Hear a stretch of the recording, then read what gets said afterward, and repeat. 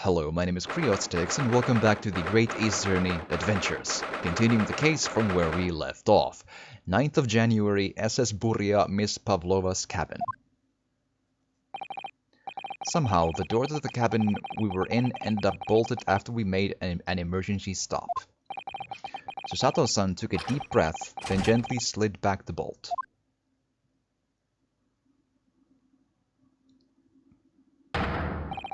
You, what are you doing in Miss Pavlova's quarters? Ah, you both look unhurt. Good. Yes, we're fine, thank you. What on earth happened? We heard something about how we were going to collide with another ship. Yes, it appears to have been a false report, though. Oh, how did that happen?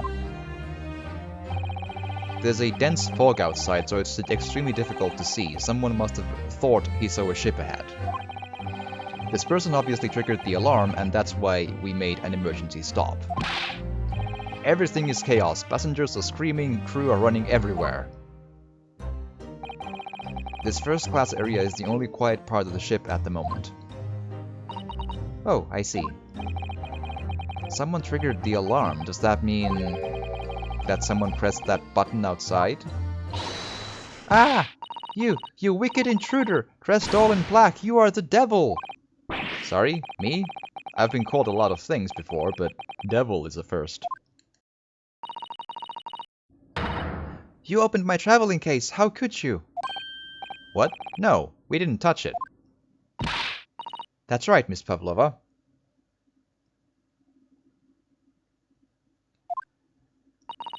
It was already open when we came into your cabin. Inspector! Yes? Arrest this man. I know he did it. He's a criminal. Is it not enough that he has killed a man? Duh, and he is stowaway as well. If Vixen promises not to steal chicken, do you believe? Vixen.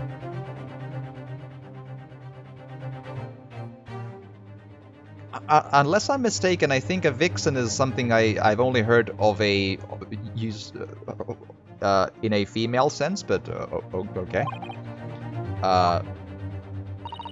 Take him away. He's a trespasser as well as everything else. Chicken? I have no idea what... I don't know. Maybe it's an attempt at a Russian proverb or something? I don't know. I'm not... No.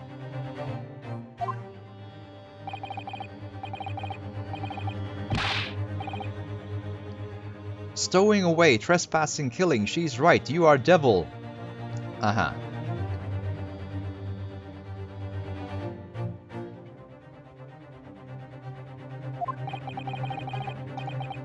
It doesn't look good, does it? There is cell below deck. Throw him in. Tomorrow we dock in Hong Kong. Then we give you straight to police. Wait, a cell? Please, Inspector Hosanaka, is there nothing you can do? This is a Russian vessel. I really have no jurisdiction here. After my last effort to appeal to the captain's good nature, I think I'm out of options.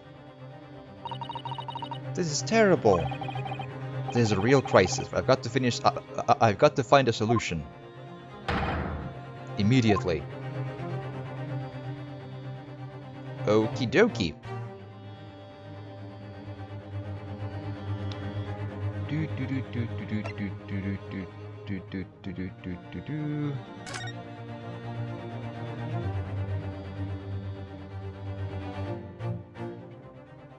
Oh, speaking of like Russian proverbs, it's actually, I'm under the impression that there's a very, very brutal Russian, like a saying that sounds very brutal when you translate it like word for word, but it's a relatively normal saying, as far as I know, in actuality, you know. Like, you know, sayings like, you know, like when someone says grass is always greener on the other side of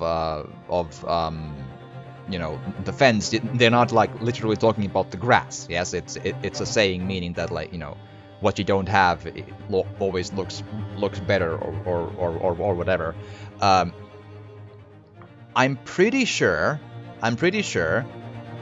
this came up in some sort of a hockey-related interview with the Russian coach or something, who was that Latvian guy?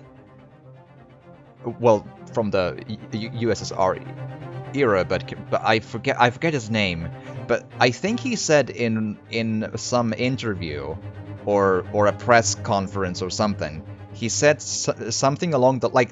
I'm kind of from the like back of my mind, like on the spot, remembering this, and just fair warning, it's gonna be a bit brutal, yeah. Not even a bit brutal, like quite. Word for word, the saying in translated from Russian is something like, "I should have strangled you in the womb" or something, right? Which is like, excuse me, what? But the actual meaning, as far as I remember it, is essentially the same thing as nip it in the bud. You know, I should have nipped it in the bud, you know, dealt with the problem before it, like, became a problem, right? That's what it, like, actually means. It's quite something.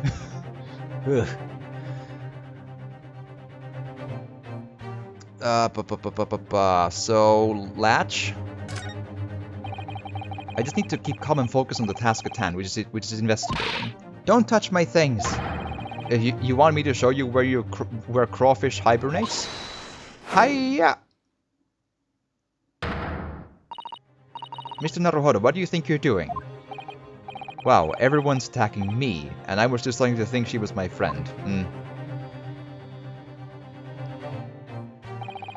Isn't there anyone who can help me out of this mess? Let's talk sense to the Russian sailor, it'll be fine. Listen, let's go. What the? What are you doing up there? Mr. Sholmes? Now that is a look. That's what that is. Naturally, I was analyzing what a weight of 20,000 rubles feels like on one's head. Have I not told you that as a detective it is my business to know what other people do not? This isn't mere tomfoolery, my boy. Oh, no, no. Well, why were you hanging from that hook before then? Isn't it obvious? To properly assess the weight of the 20,000 rubles, naturally. I wish to determine it would bend that conceited... I wish to determine if it would bend that conceited-looking hook on the wall so full of brag and bounce. Right. I never know whether to take this man seriously or not. Not is the answer, just, you know. Ah, you again. The great detective. Ah, Inspector, I confess I've been looking for you. I have something to report to you most urgently. Well, you might try looking for me somewhere other than a hook on the wall next time. What is the report? Speak. An urgent report from a great detective can mean but one thing.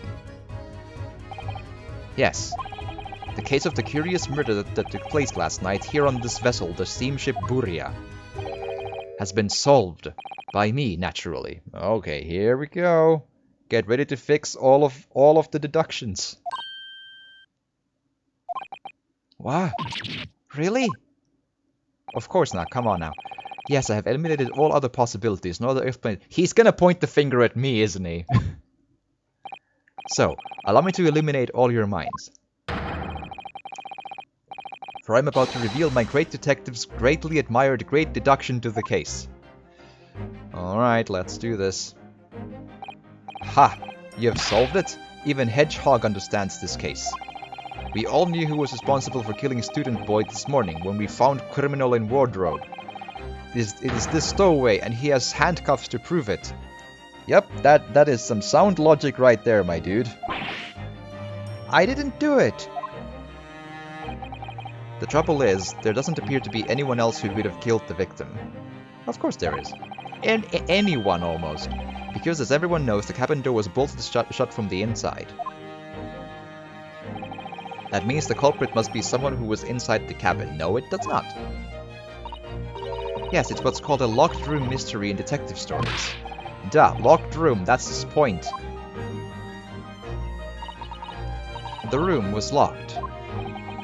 Well, I can't deny that. There's no way the bolt could have been drawn across from outside the cabin. Well, but gravity could have. Or, not gravity, but like the continuation of motion, really. You are all quite mistaken. The cabin next door is not a so-called locked room at all. What? Oh yes. There is another entrance. I don't think that's the point, my dude. It can just be opened and closed at will when the ship stops rather suddenly. An entrance used last night by the culprit in order to gain access to the cabin despite the bolted door. What other entrance? We've never discovered one. Why, it gapes open-mouthed at you even as we speak. The ventilator, man. The ventilator? Gahahaha. You think this is funny? I can't even put an arm through that hole. Well, you're the size of a Volkswagen, so come on. That's because your arms are as thick as tree trunks. You're suggesting that the culprit entered and left the victim's cabin through that tiny opening. It's not possible. Ah, but it is. And last night, the victim even witnessed the intruder in the act of passing through the ventilator. Mr. Sholmes, do you mean... Are you referring to the words Kazuma-sama wrote in his diary?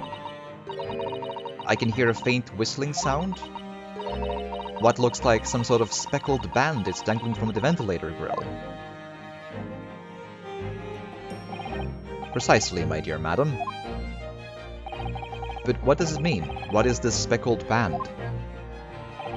The answer to that particular conundrum is in this very cabin. I think the ventilator and the speckled band is like the lady's cat or whatever, with the tail or something, right? I kind of, like, if it's a snake, great, but I think the snake is a misdirection. I think what happened was the door was just open and closed as normal, and then a sudden stop of the ship closed the bolt in again, and no one remembers the sudden stop because of the thing that everyone has, the huge headache, meaning everyone was basically gassed or something. That's what happened, I think. The cat has probably entered and gone out of the ventilator, yes, but I think it's largely unrelated to the case. Mr. Sholmes, what are you doing? There's a distinct element of danger, but fear not, I am ready. I mean, it could be a snake too, but the point being, I don't think the snake did it, if it is a snake. What I'm about to expose for you all to see will shock you to your cores. Behold! Ah! What the? Well, okay, it is a snake, sure. But that's not the culprit, though. I think. Allow me to introduce you all to the band. The speckled band. A snake? Indubitably.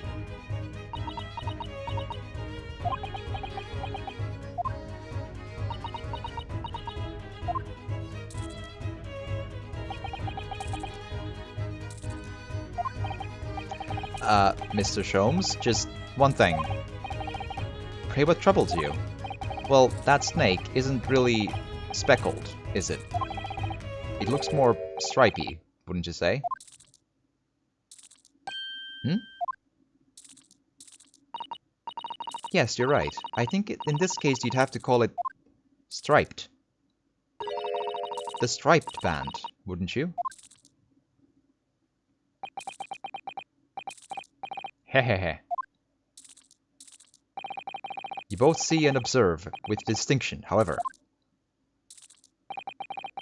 Do you not think that is precisely the trap into which the culprit wishes you to fall? Ha ha ha ha. Oh my goodness, really? It's a trap! It's someone call... Good God, what's that one lobster's name?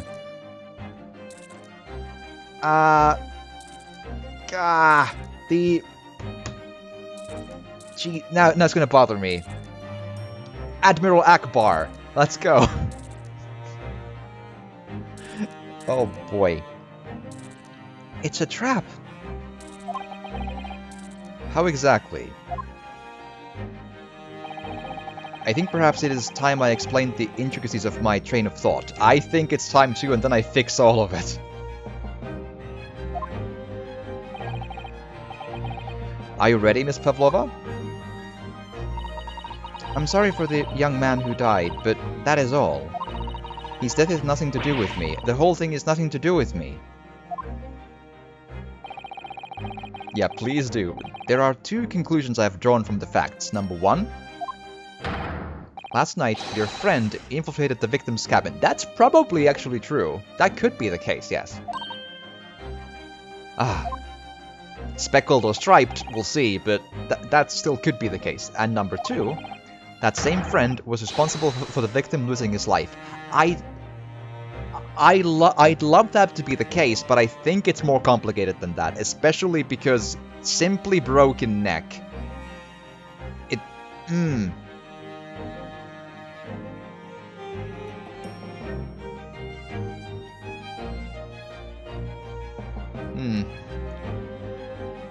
For a hot second I wondered if it could be an accident, but then why would someone try to frame someone with the wardrobe stuff? I don't know.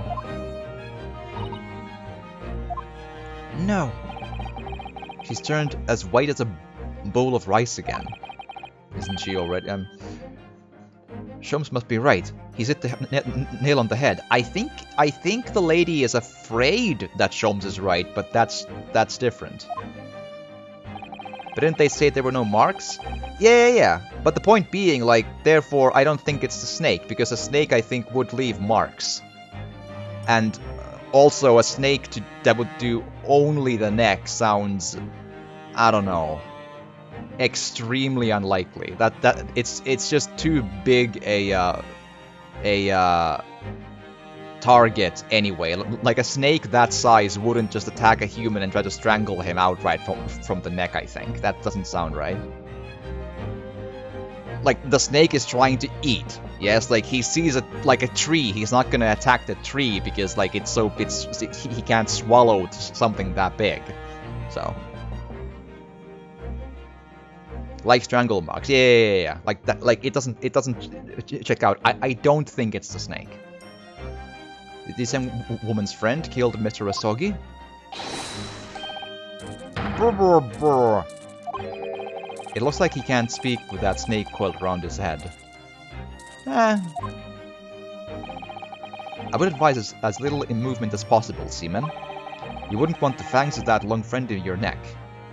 I mean, they're just scratches, really. It's not poisonous. So everyone, let us begin. Sherlock Sholmes is proud to present his logic and reasoning spectacular. Let's go. The great deduction. The game is afoot. Intruder's identity. Miss Pavlova, moments ago you claimed the following. His death is nothing to do with me. This whole thing is nothing to do with me. Heard? Yes. Yet you cannot deceive yourself. Yes, when you recall those horrid events, your aching heart smarts with pain.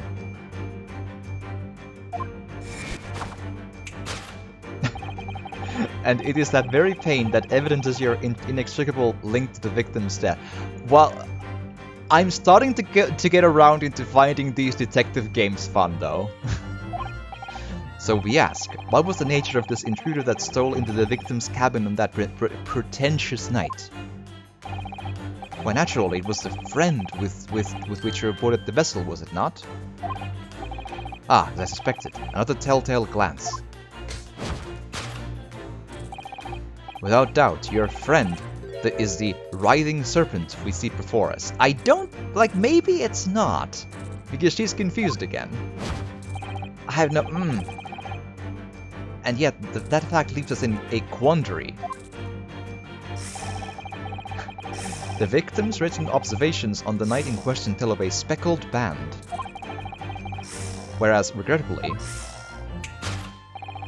this specimen's markings do not fit that description in any way. Well, in some way, but not completely. What explanation can we then give, pray? What was this sight that fell upon the victim's eyes last night? No, don't look at me. This has nothing to do with... I have nothing to do with any of this. Oh, but it does. You have the answer to this quandary even now, hidden behind your back. Yes, that's which you are trying, but failing to conceal. Can only be the snake's loud skin. No, it's like a scarf or something. Ha ha ha ha. Evidently, after the subtle and horrible crime, this most deadly friend of yours shed its original skin. No? No.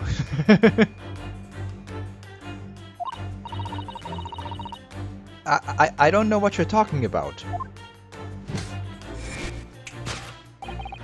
Last night, through the ventilator visible in this cabin, your then speckled friend slithered next door. Using the bell cord on the other side as a bridge, the serpent silently descended into the victim's quarters. In the dim light, it appeared to the young gentleman who was about to lose his life as a speckled band.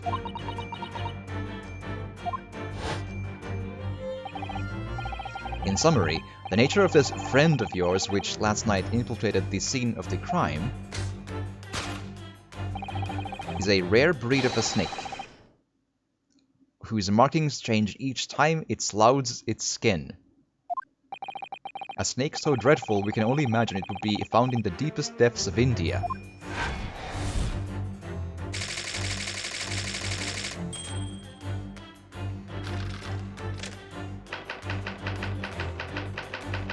How Mr. Asogi died. Moving on, we come to the heart of the matter, the grim demise of the victim.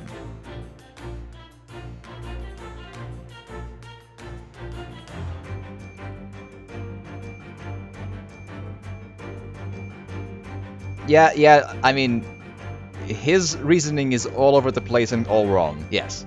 Moving on, we come to the heart of the matter, the grim demise, yeah.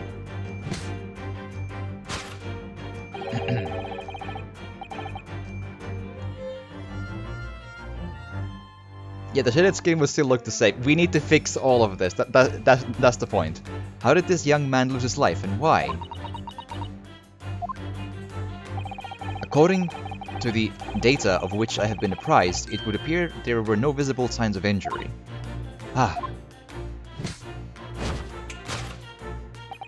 In fact, the circumstances of the victim's death can only be explained by a terrible venom. No. Now, if we take that as a fact, it's not. Sholmes, stop! You're losing it, Sholmes! You're a loose cannon! You're off the case! We can reasonably imagine that there remains evidence to affirm it at the scene of the crime. Oh no, could there be? Yes, an examination of the deceased's body will prove that cause of death conclusively.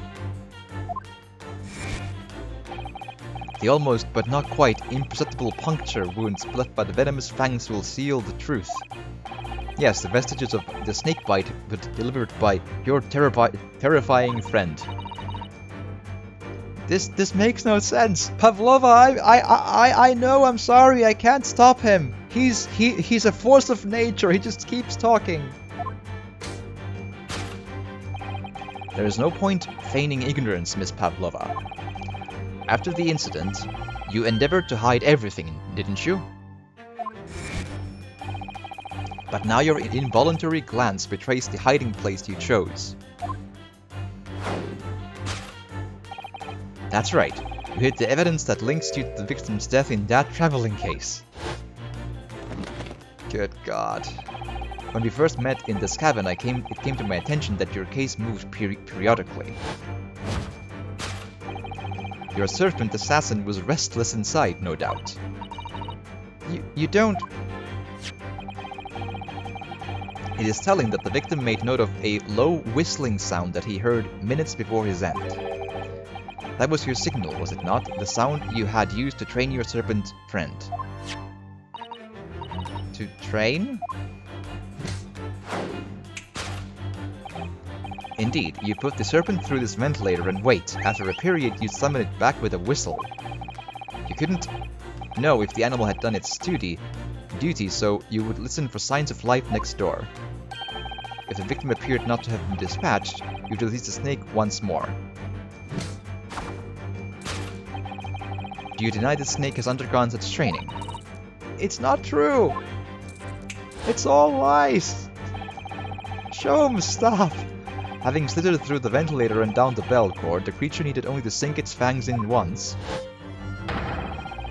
and its venom would course through the victim's veins, ending his existence forever.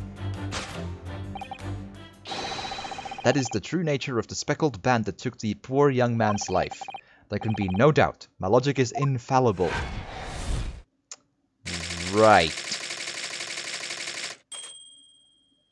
That is a take, is what that is.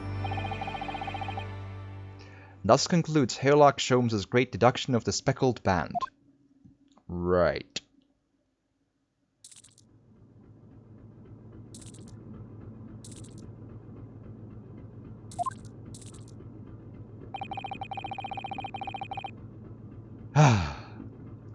Miss Pavlova has trained her pet snake as a killing machine. There on the floor you will observe a saucer of milk. The promise of food is the key to training any creature. Incredible. You've solved the mystery.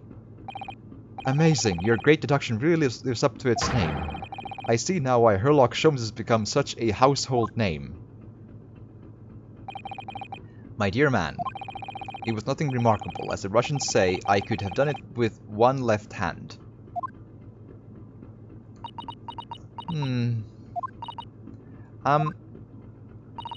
Could I venture an opinion, Mr. Sholmes?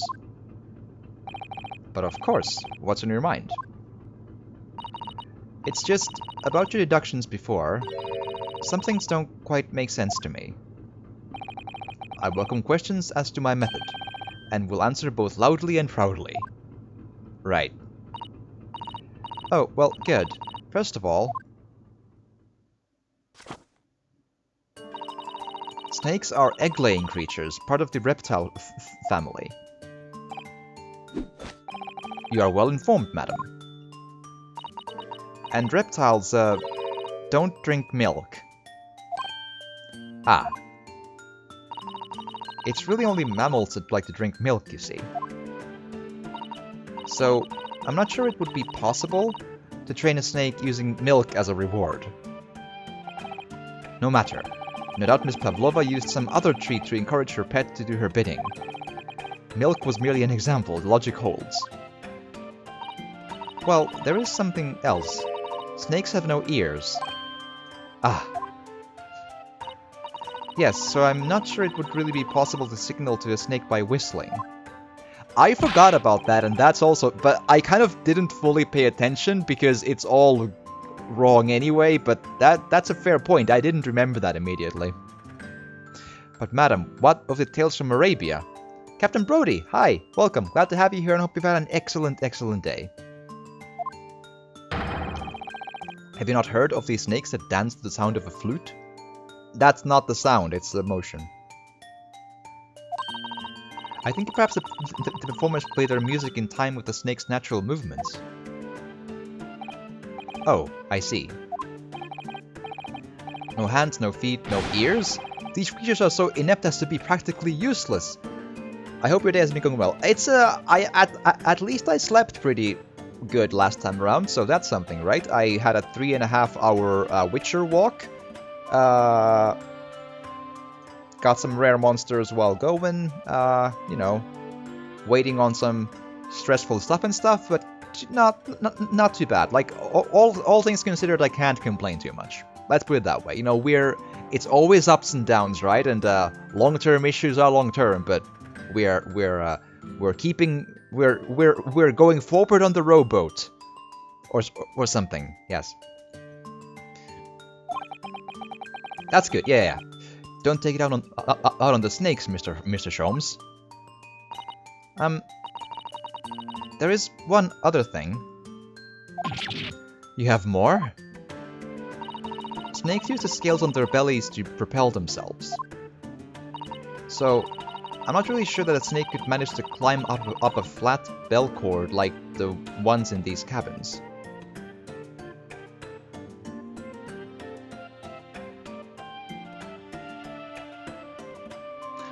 I'm not an expert on snake climbing a flat, like a vertical surface, no, but could they like coil up? I don't know. I mean, there are tree living snakes, but I guess they need like a horizontal. Yeah, I don't know about that one. I think it could be done. Like, there are tree living snakes, and sure they can just like roll around whatever, and like depending on the exact nature of what the bell cord is like surely, yeah, maybe. Like, it doesn't sound impossible to me. Not easy, sure, but still.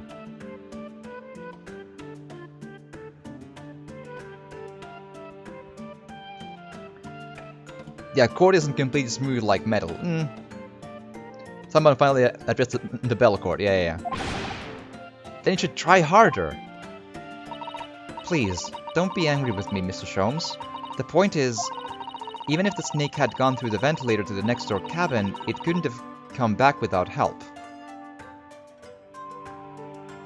I'd need to see the cabin again, but... What I'm trying to say is that there are a number of reasons why it's difficult to imagine the snake could have had a part in this. It's hard to say how far away, for example, like, let's imagine this cord is the exact same distance in the other cabin too, yeah? It's hard to be sure how far away it is from that, but it doesn't sound impossible to me. Like, there's whatever that is over there, just maybe. That part is a little...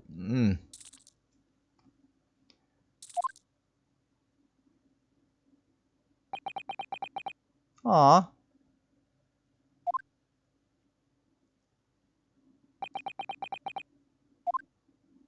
So what I'm gonna wonder about is, will these NPCs remember that Sholmes is incapable? Like, he sees things well, but he, like, logics himself through those wrong. Like, will these characters now know that he doesn't know anything, right?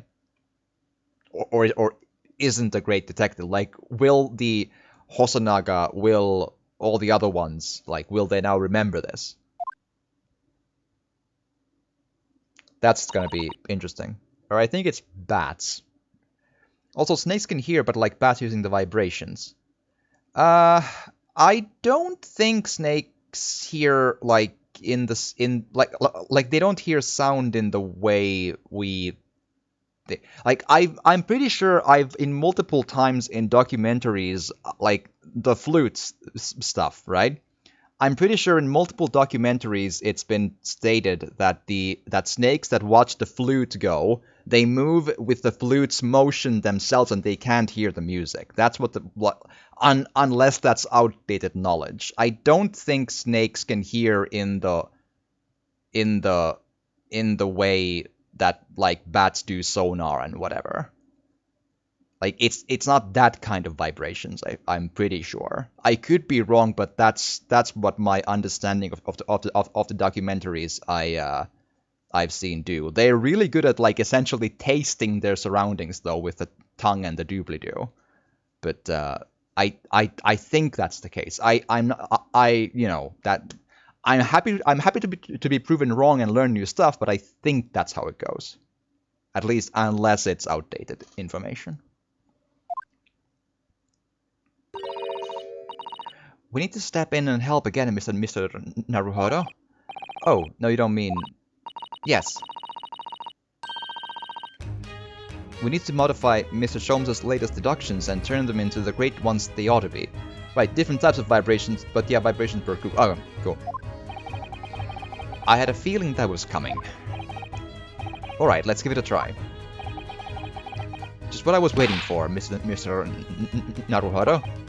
Yes, right, and cuffs off, let's dance. So, catch your eyes down to your wrists again, let's go. What? Ah! You've done it again! Your handcuffs are gone. Where did they go? Fear not, I shall see that they're restored after our work is done. I really wished you'd leave them off. Now, everyone, let us begin. Sherlock Holmes is proud to present his Logic and Reasoning Spectacular. Right. Hold it, Mr. Sholmes, course correction.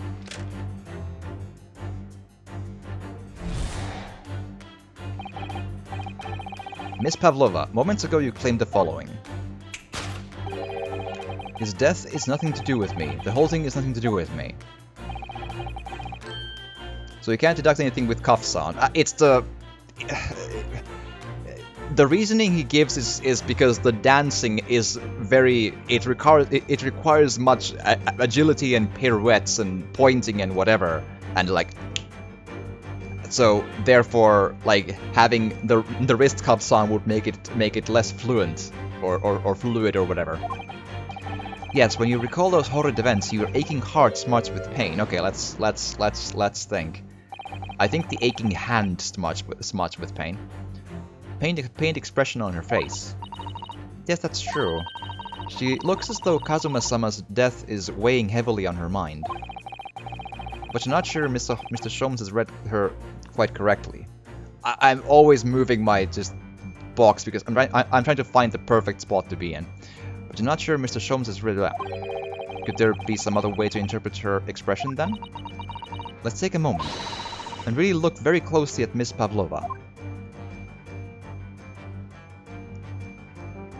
Maybe if I just make it a line a bit smaller and there. Yes, when you recall those horrid events, your aching hearts, what else is causing pain? Hold on.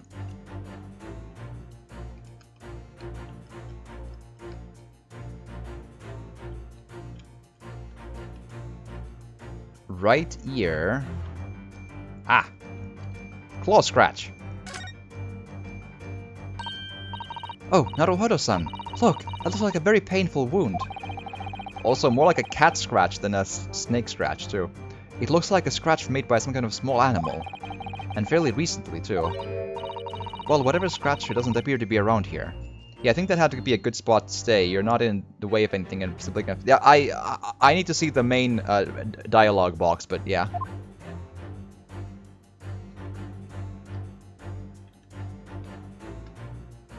Yes, your aching heart. Yes! Claw scratch.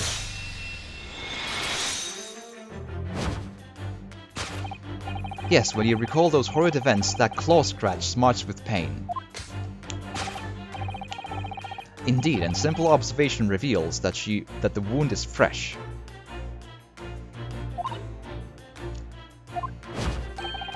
Miss Pavlova, did you receive... Miss Pavlova, did you in fact receive that scratch sometime last night? Ha ha ha ha. Ah!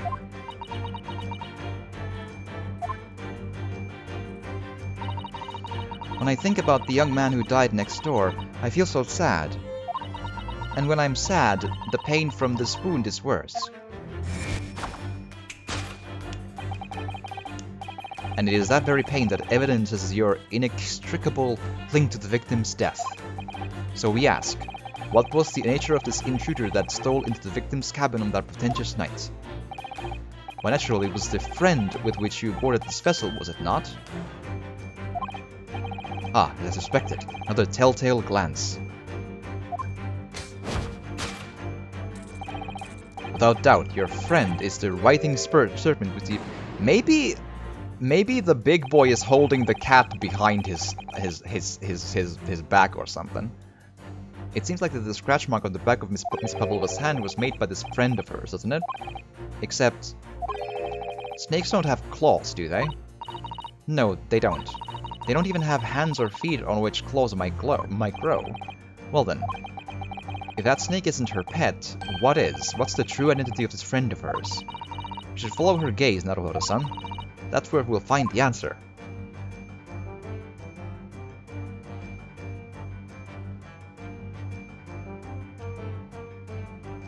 Aha! It is a cat! See? See, it's a cat! I was right all along! I swear! That was a total guess from the get-go. I always felt a cat, and it was a cat. Hell yeah! Photograph frame, cat.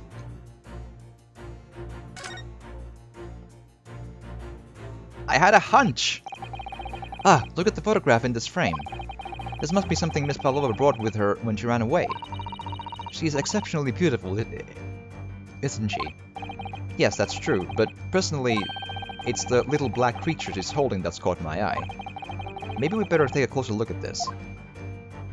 Is that the half of the item on the floor on Kazuma's room, though? The bell of the cat? Haha. The friend is the little kitten. Yes! Yes!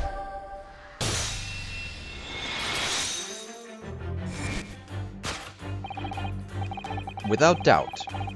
Your friend is the little kitten we see before us. Yes, the scratch on the back of your hand makes that abundantly clear. Oh no!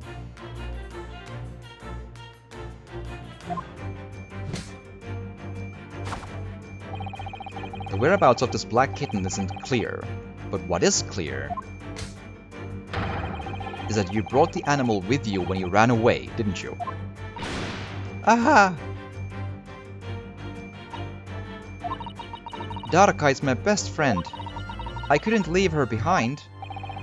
Darka would appear to be a Russian blue. And yet, that fact leaves us in a quandary. The victim's written observations on the night in question tell of a speckled band, whereas regrettably,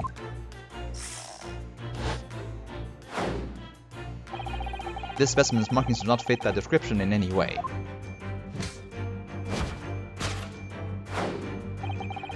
What explanation then can we give, pray? What was this sight that fell upon the victim's eyes last night?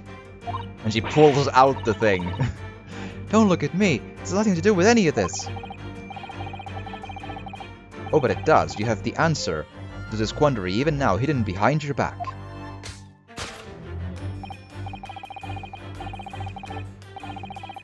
That which you were trying to, but failing to conceal, can be the snake's shedded skin. Did you see that? She just took something out of her pocket and hid it behind her back. If she just left it in her pocket, no one would ever have known. Oh yes, ploys like that are Mr. Sholmes' speciality. He's ever so cleverly forced us to reveal something. I thought deduction was a specialty, or maybe making me believe that was a ploy too. Anyway, I find it hard to believe that that's the skin of a snake. In which case, just what is Miss Pavlova hiding behind her back?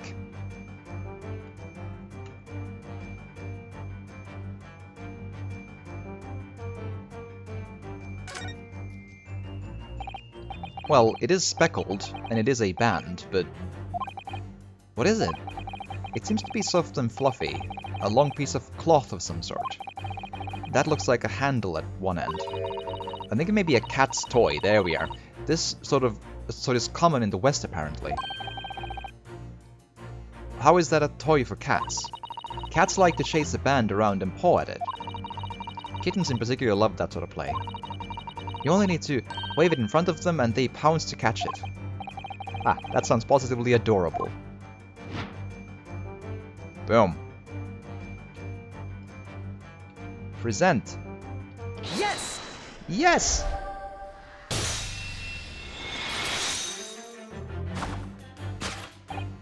Yes! The thing you are trying but failing to conceal is a cat's toy.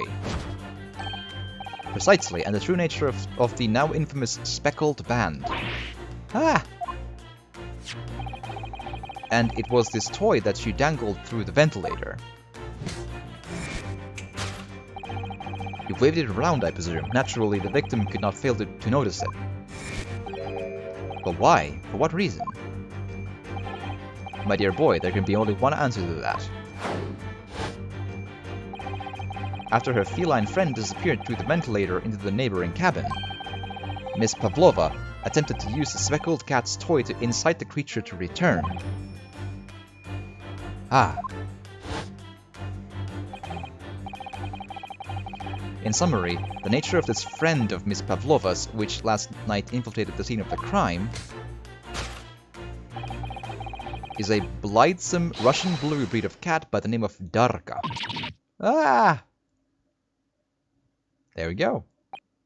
A truly troublesome feline young Darka is proving to be. She must be caged once found.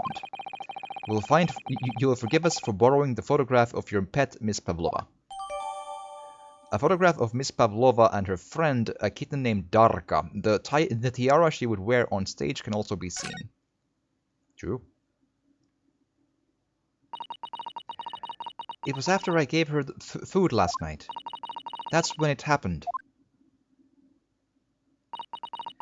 She scratched the back of my hand and then ran up the bell cord. Before I could do anything, she had disappeared. Through the ventilator.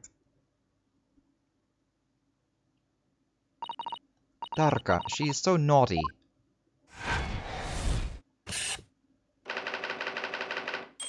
Beloved kitten.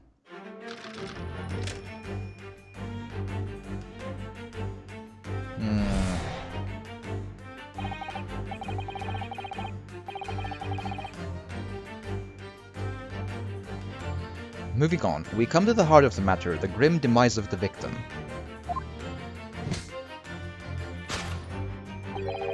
How did this young man lose his life? And why? According to the data of which I have been apprised, it would appear that there were no visible signs of injury. Ah. In fact, the circumstances of the victim's death can only be explained by a terrible venom. What Mrs. Sholmes says is true. There were no signs of a wound anywhere on Kazuma-sama's body. That's right. But Mr. Sholmes seems to be unaware of one very important detail. Kazuma wasn't poisoned. Yes, it would seem so. Let's give him the information he's missing now. Postmortem Report. Yes! Yes!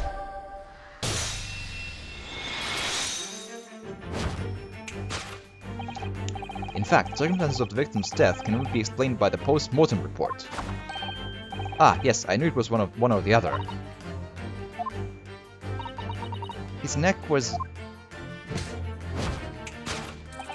Indeed, the breaking of the cervical vertebrae is fatal. Only that Goliath would be strong enough to survive that. Seaman Stroganoff isn't some immortal freak, you know. Maybe he stepped on the cat's tail and fell? I'm wondering about that, yes, but then I'm just wondering why did... If that's the case, which it could be the case, like, I was thinking of the accident angle, but then why did someone write wardrobe in Russian on the floor? That is... Like, someone tried to frame the Ruinosuke there. Why did that happen?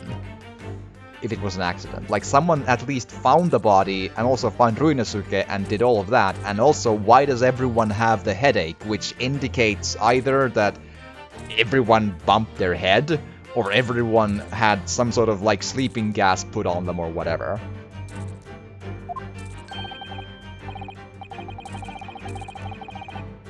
The jury is out. Anyway, we have on good authority that the victim's neck was broken. Like, there's so much we don't know that I think it's kind of hard to draw conclusions yet. Now, if we take that as a fact, we can reasonably imagine that there remains evidence to affirm it at the scene of the crime. Oh no, could there be? Yes, an examination of the deceased's body will prove the cause of death conclusively. No. This part here. This here. Kazuma died because of his neck was broken. In other words, he was probably struck by something or someone. Yes, that's a distinct possibility. As of yet, no weapon has been found, though. Presumably Darka didn't silently creep up behind Kazuma and deal a fatal blow. I suppose. It's possible that he had a fall and hit the ground awkwardly. It could have been a terrible act of misfortune that he broke his neck completely by accident. Oh yes, a bad fall could explain it. It's rather hard to believe of Kazuma-sama though. He wasn't a clumsy man. Killer Ninja Kitty, yep. Well, we need to fix this deduction somehow. Is there anything from the scene that could explain what happened? This thing. Yes! Yes! Mark on floor. Yes! An examination of the mark on the floor will prove the cause of death conclusively. This particular mark, so prominently visible next to the victim's body, is a deposit of shoe polish. Shoe polish? Indeed, positively identified by a little analysis device I've constructed, which I carry now as a matter of course. Beeswax, tallow, and dye were my results. The undeniable ingredients of shoe polish. And the color of the polish is a perfect match to the color of Miss Asogi's laced leather shoes. Ah! Looking at this mark, it's not hard to imagine what happened. For some reason, Mr. Asogi must have caught his foot at that point on the floor and tripped. Please no. And by a dreadful turn of misfortune, caught its neck against some immovable object as it fell to the floor. Suffering a fatal blow to the spine, the victim's vertebrae shattered, and in that instant he lost his life. No! I don't know. I don't know anything about this. Is that really true, Miss Pavlova? What about the evidence left at the scene where Mr. Asogi lost his life? Yes, the facts are as clear as day to me. You did all you could to conceal the incriminating evidence. But now your involuntary glance betrays the hiding place you chose. That's right, you hid the evidence that links you to the victim's death in that traveling case. Alright, let's do it. Like, did she write the note, or the text is the interesting question to ponder on, I think. Like, it's possible, but good god, that is an act right there.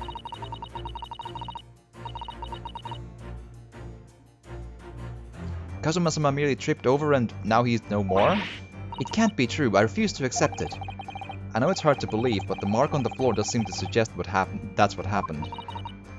But... and if this part of Mr. Sholmes' deduction is right, Miss Pavlova is trying to hide some evidence that would prove it. Here in this cabin, somewhere in the direction that she just cast her eyes. Where, I wonder? Let's have a good look around. The answer must be here somewhere.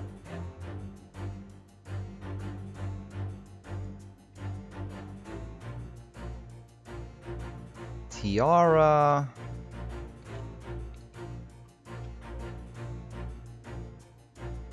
That's really the only thing we have here, so... Ah, somebody appears to have dropped 20,000 rubles here. It hasn't been dropped, Naruhodo-san, it's been placed. I'm starting to sound like Mr. Sholmes.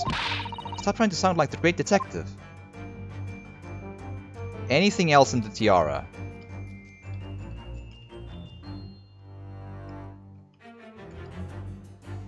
What about this?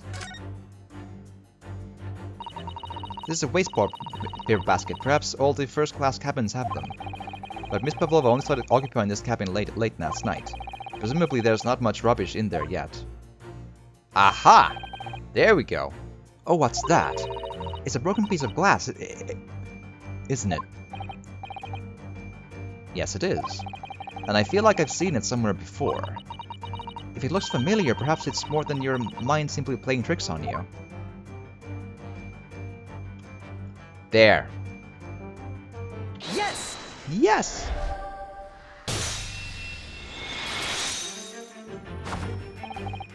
That's right. You hid the evidence that links you to the victim's death in that waste paper basket. But how would she know he was in the wardrobe? She could have just opened it. It's not locked. Maybe she looked for the cat and opened the wardrobe. Ah. Here we have a fragment of some intricate glass. Although there was the do not disturb thing on the wardrobe, though. I don't know. In Japanese, and it wasn't broken, so... I don't know.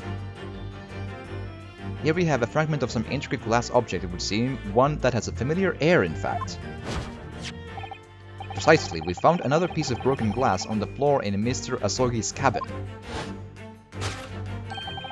And as you can see, the two pieces fit together perfectly. Oh no! So, Miss Pavlova, shall we consider what this tells us? Why would it be that part of this glass object, which was evidently broken at the scene of the victim's death, should be found in the waste paper basket in your cabin? Ah! You're well acquainted with this glass bell, are you not?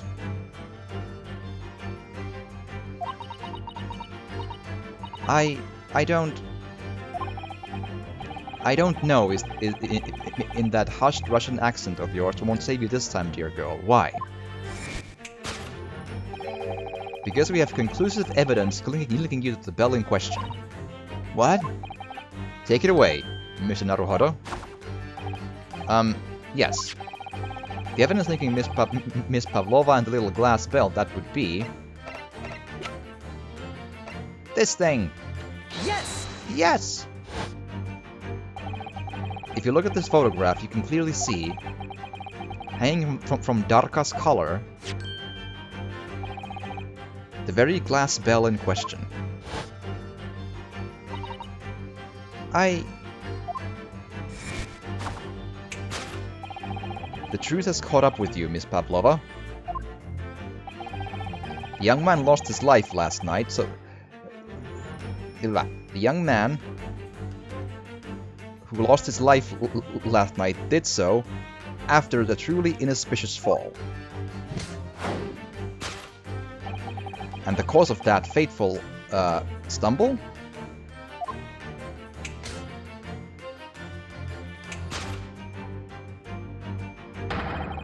Your absent feline friend, Darka. Ah! I'm sure that was what she meant to say. ...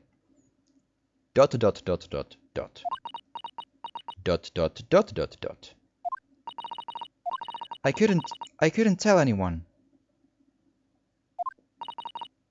I'm sorry.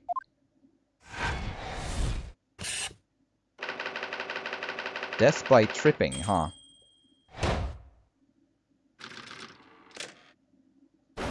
Deduction complete. Elementary.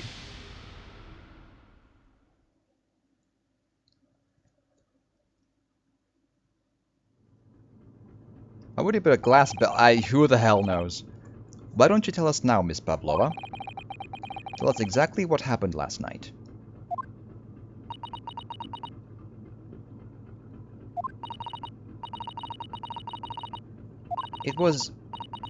I was so late, but I hadn't had time to feed Darka, so I gave her some food.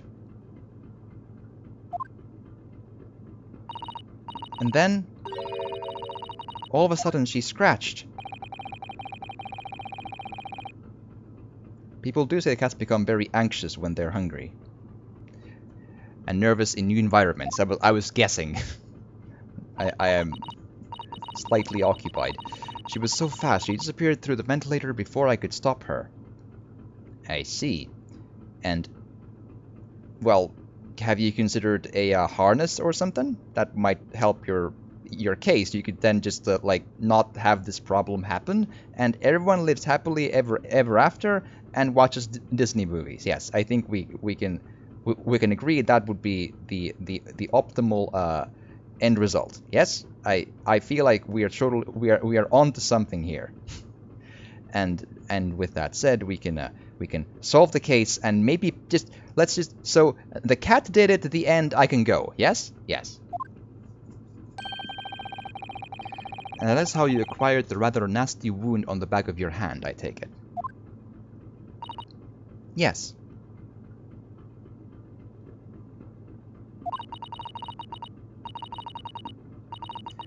And I had the rules on the wall. I knew that I was not allowed Darka with me. Right. Give me a hot second.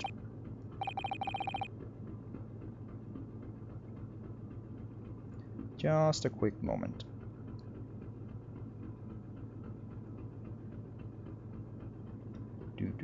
Just need to write up a thing. You know how it goes.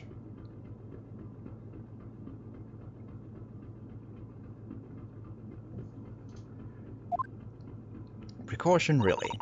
So I listened and listened, trying to hear it if there was some noise in the next cabin.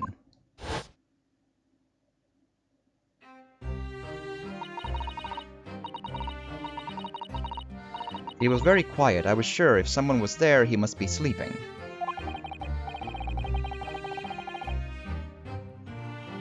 Give me a quick moment.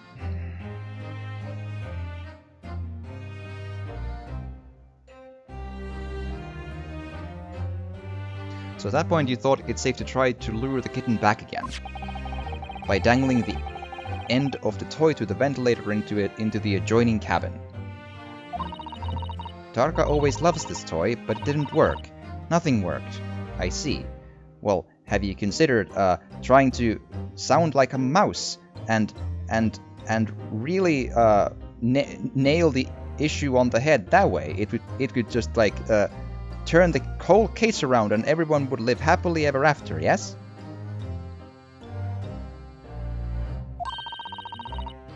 I tried using her favorite toy. I tried whistling softly. Nothing. She didn't return. Ah, yes. Kazunogo did mention the whistling. I was wondering about like the whistling, and there we have it. The whistling is indeed the lady, just a bit of a different reason than we thought it might be. So I think we can call that one at least a solved part of the mystery, if nothing else. That's good. So then we just need to find the cat, pin the murder on the cat, and I think we can all just go home, have a lovely life, and never want to worry about this ever again going to be a thing. Yes. So the faint whistling sound Kazuma wrote about in his diary. Yeah. I was like, I mean, at least that part checks out, so we can, you know, put a mark on that thing.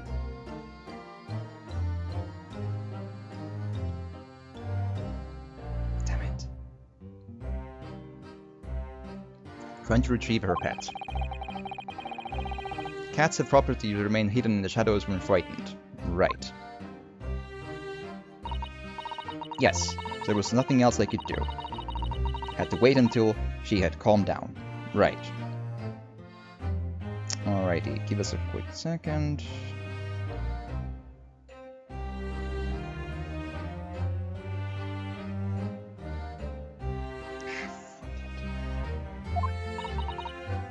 But then...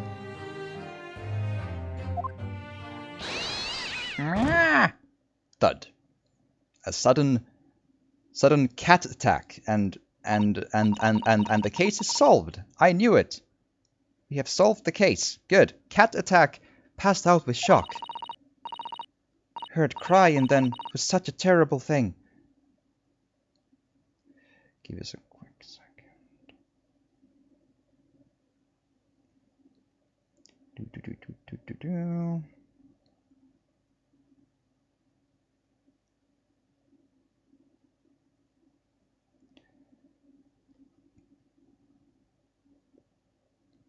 Fuck. Jesus Christ. Dreadful bang. Oh no. How do we avoid dreadful bang in the future, I wonder? Then that was nothing, was totally silent. Come on. The intricacies of live streaming. I just need to write up a quick thing on this. Sometimes you just gotta answer the thing on the phone, no matter what happens.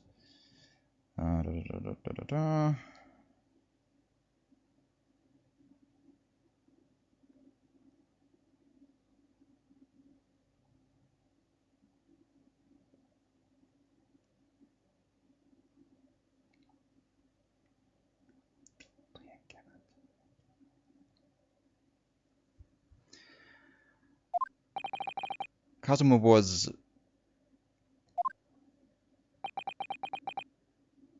That's the important bit, yes.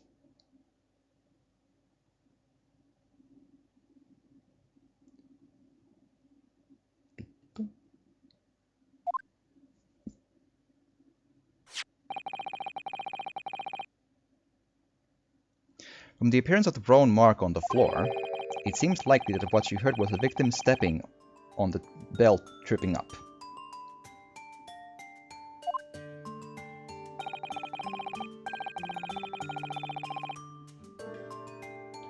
The SS Burya is a large vessel, but even she can pitch and roll violently without warning. Yes, which I'm still wondering about the question about the headache everyone has. That's an oddity that remains quite the instrumental question, isn't it? Like, that is a weird one for sure.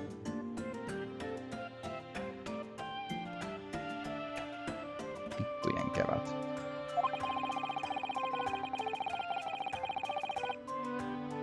Vittujen kevät. Give us a minute.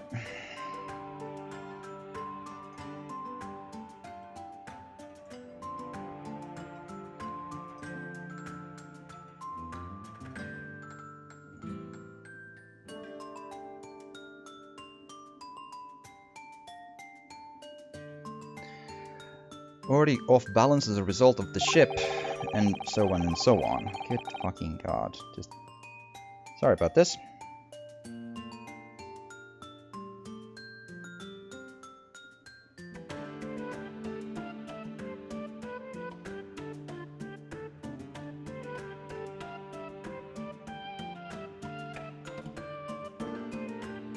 The combination of unfortunate events could have easily caused him to fall over. Dot. The important dots every time.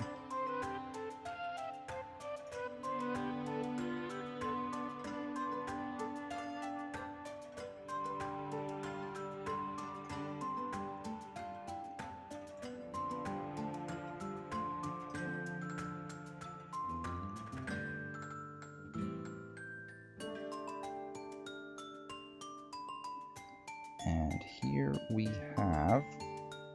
There. Cool. Finally. Sorry about that. I needed to... sometimes you just get a bunch of messages and you just need to get stuff done on live. That's the important... I just... Blah. But what became of the kitten afterwards? In the end, I managed to get her to come back through the ventilator.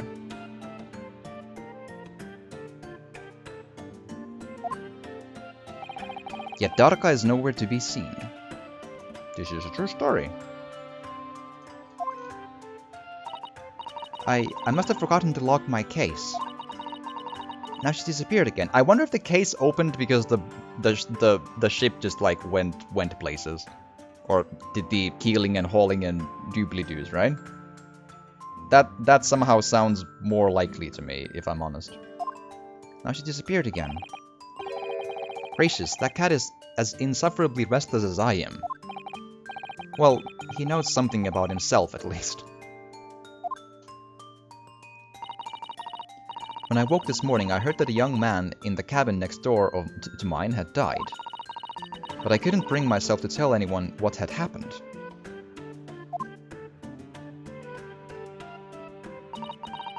I was too scared. Scared that they would send me back. Oh, hold on a minute. What about the snake? You're right, where is it? If the snake isn't your friend, Miss Pavlova, then whose is it and where did it come from? What on earth is a dangerous creature doing on board the ship? Oh, I didn't say. Snake is my friend. His name is Pirosko. Huh? What? That snake belongs to you? He escaped from cage when emergency alarm sounded. I was looking for him. I did not expect him to find him here. Yes, how did that snake get into the cabin? But animals are not permitted on board. Ha! We are at sea for 1 year. You want to be so long without a close friend? Without someone who understands? Couldn't you find someone a little more human who understands you better? I mean, you know, maybe... Well, animals are great listeners, though. But my dear burly fellow... A gargantuan venomous snake? It's not venomous, come on! Surely you can appreciate the danger you're putting everyone in. No venom. Pirosco does not have venom. He is harmless, very long but very gentle. He's adorable like Granny. It's venomless? Yes, now he is hungry, so he's in bad mood. But once I feed him, you will see big smile. And you feed him what? Milk, I suppose? No. Ha! Like they say they milk chickens? Ridiculous. Snakes that drink milk are only in stupid stories. Pirosco eats mouses. Big, fat, round mouses. Ah. Oh, so the mousetrap outside is his, probably. Yeah, is that what the mousetrap in the passageway out there is for? Of course. How else can I catch my friend's favorite food? Nothing says top of the food chain like the look in their eyes right now. Where are your eyes, my dude? Are you okay? Did someone steal your eyes? It refuses to drink milk, it can't hear a whistle, it can't climb up a bell cord, and it's not even venomous. How the deuce did something so inept land a starring role? It's not my fault, I do not make up stories. My Pirosco has nothing to do with this incident. Oh no! Indeed. So that's what happened. That's the truth behind my best friend's tragic death.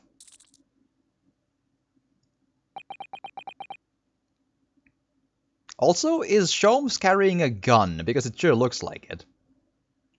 Right there. Open carry. Let's go.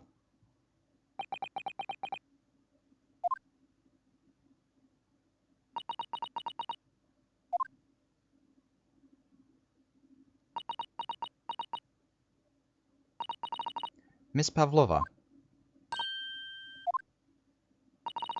I understand the difficult situation you found yourself in, and I do sympathize. But please remember this. A young man lost his life. If you're going to attempt to cover up your guilt with lies, then no matter what the circumstances, I cannot forgive you. But what are you talking about, Miss Mikotoba? What lies? Miss Pavlova just confessed everything. It was just a series of unfortunate events, an accident.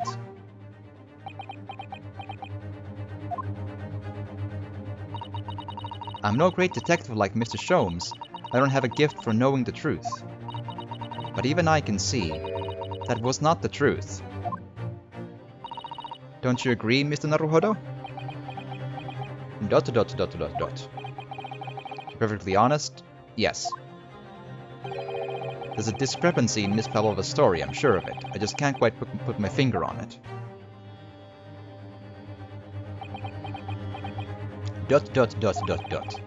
I confess, I was intending to let Scotland Yard deal with any outstanding issues on this matter. We're going to Hong Kong.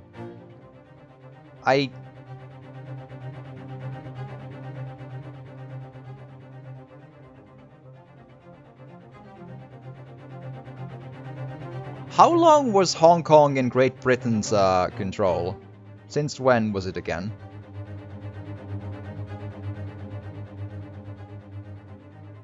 I think at this point it is under Britain's control, yes? Hong Kong. I'm only present here for a very specific reason. The truth is, you, Mr. Naruhodo, are simply a distraction. A distraction? I do hope you've not been finding your shackles too uncomfortable. Ah, not again. When did he do that? Especially as they're on your wrists as a result of my intervention. I was rather hoping I could resolve matters before we made our next port call. You were, Mr. Sholmes? Yes, but I overlooked one important detail. The deceased young man was a very close companion of yours. Was he not? ... Yes. Kazuma was my closest friend. I owed him my freedom, even.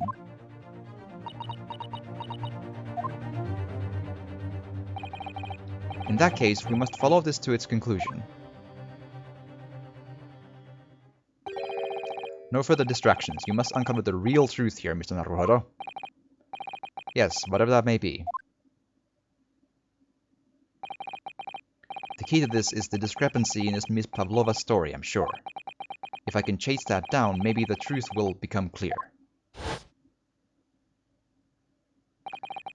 For the flying bandana! Choo-choo! The truth about how you really died, about how that scene in your cabin really came to be. Alright, I'll see what I can do. Excellent. Thank you, Mr. Naruhodo. So then, shall we begin? Yes. What we should ponder first is the victim who lost his life in a cabin that was bolted shut from the inside.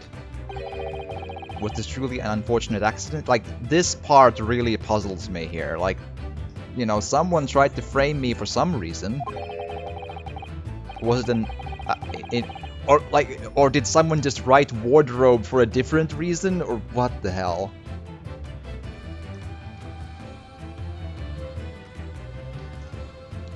Or was it, in fact, no accident at all? That is what we must establish in the first instance. But we've already established it, haven't we? The man tripped over the kitten that had climbed into his cabin via the ventilator. Tragic, yes, but still an accident. Hold it! Hold it! Wait, let's just take a step back. It doesn't make sense if that's really what happened, does it? I'm going to have to ask you to spell it out for me, I'm afraid. Yes, it's starting to take shape now. There's a clear contradiction between the facts and Miss Pavlova's story here. The evidence is right there in Kazuma's cabin, it's undeniable. His death couldn't possibly have been a mere accident. Really? Let us show our hand, Mr. Naruhodo.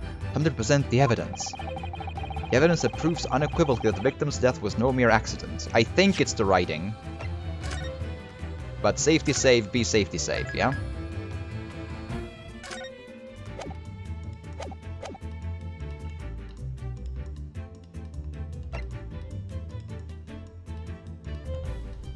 Yes!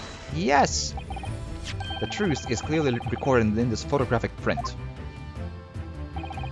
There's no way that Mr. Rosogi could have left this message on the floor. That script, it's Russian, isn't it? Indeed it is. The word written means wardrobe. I see what you mean. Most people would leave a dying message in their native language, Japanese in this case. But maybe he was studying Russian. It is a simple language. He would have picked it up very fast. That doesn't seem likely. That's actually not the point. It makes no difference whether he knew Russian or not. Sorry? What do you mean? Exactly what I said before. There is no way that Mr. Asoki could have left this message on the floor because of the autopsy report, and the reason why is clearly explained in here. Damage to the cervical vertebrae resulting in an instant death. Instant death. Ah. Which means, after the victim fell to the floor, he couldn't possibly have written anything. Because he was already dead. Ah! That's not the only reason either. There's something else we found in Mr. Roslogi's cabin. A remnant of something that couldn't possibly have been there if what Miss Pavlova told us was true. What? So Susato-san has noticed it too then. Putting this message on the floor aside, there's something else that gives the truth away.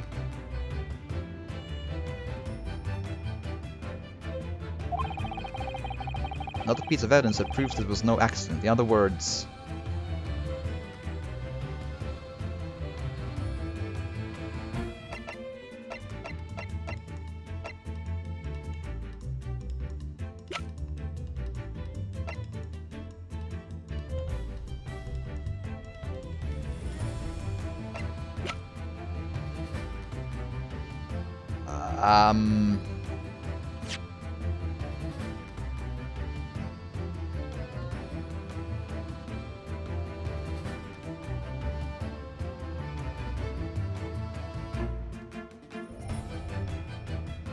can't look at what the lady said, unfortunately. I'm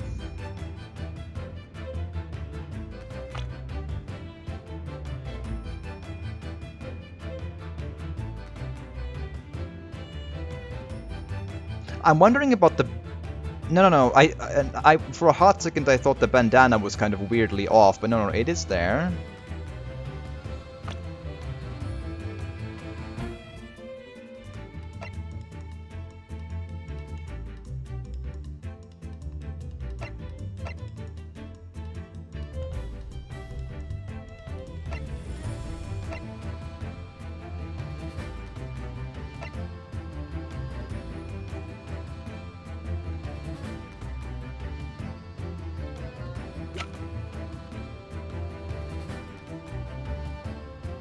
I'm guessing the ship's log. Nothing else even vaguely makes any sense. I'm gonna make a safety save, but that's my guess here.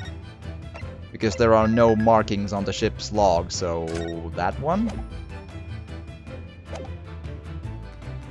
That's my best guess. Yes! Yes!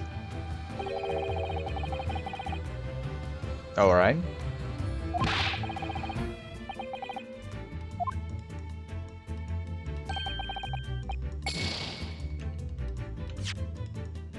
Alright, time to guess.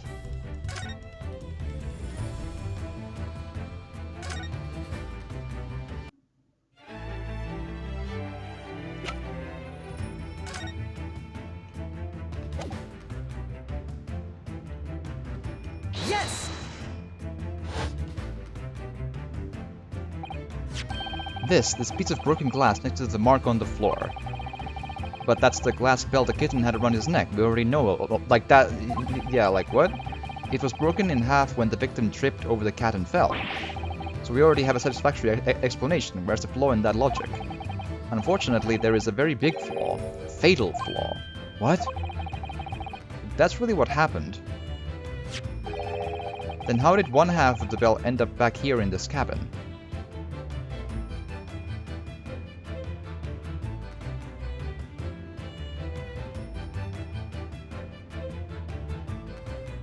Well, someone brought it here, yes? Ah. Yes, remember that we found the other half of the glass bell in what's in that waste paper basket. I think what should have been in the evidence is that half of the thing. That would make like more sense, I think. But, Would you care to explain that, Miss Pavlova?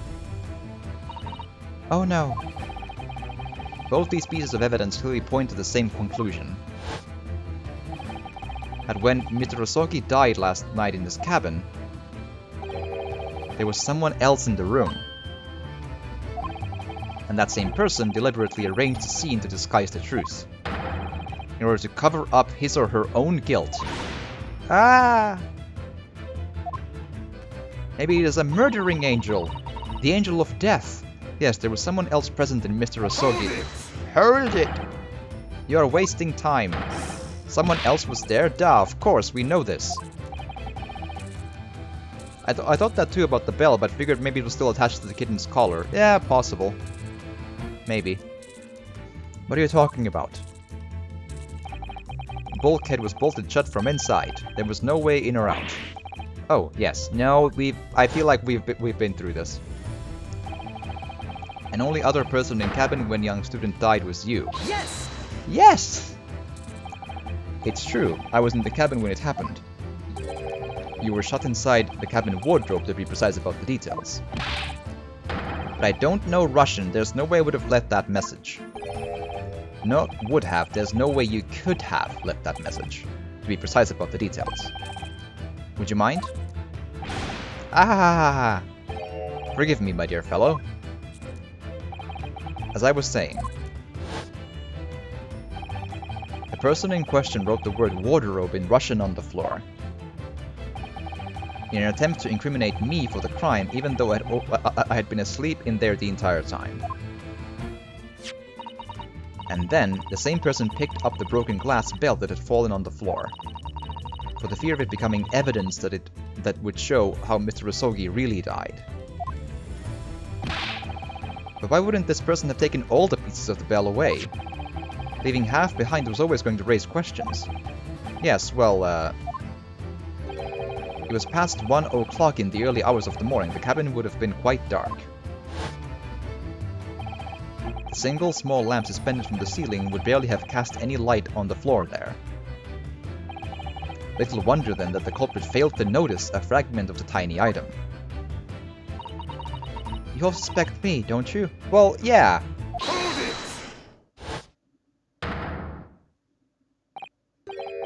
Seaman Stroganoff. Nina is woman of sea. She's daughter of strong sailor. 2 years ago, they noticed her dancing skills and she went away to join the ballet company. But before, she was dancer on this ship, member of ship's band. You do not accuse ship's angel of being criminal. Ah, so that's it. You say that when young student died, Nina was there in his cabin.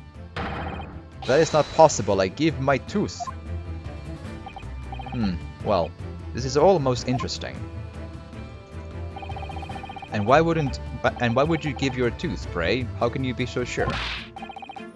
You are a great detective, you should know. Ha, I just realized where the stripes on his face came from.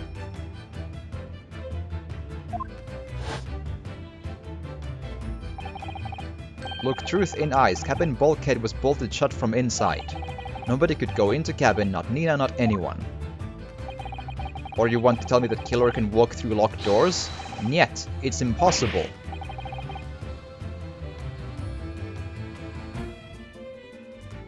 Yeah, stripes. Yeah, I was like wondering for a bit, but yeah. Ah, he's right. But wait, I've read about this in detective stories. People often tie thread around No, wait, come. Okay. Now I'm starting to have my this has been a really good time today, but they again do the same thing of fluffing this up with this like nonsense about meandering about a point we solved half an hour ago. You know, we already solved that the bulkheads move when the ship like does sudden movements. And now we are still half an hour later, we're meandering about the door was closed and no one could go in or out, but maybe there was a thread, but oh no, they're airtight, so it can't be the thread either. What could be we've solved this thing 30 minutes ago. This is a problem in this game. This is a lot more fluffed up with nonsense than the other Ace Attorney games are. It's a good time, but it has more nonsense fluff in there that just bloats it up into longer than it needs to be, I think.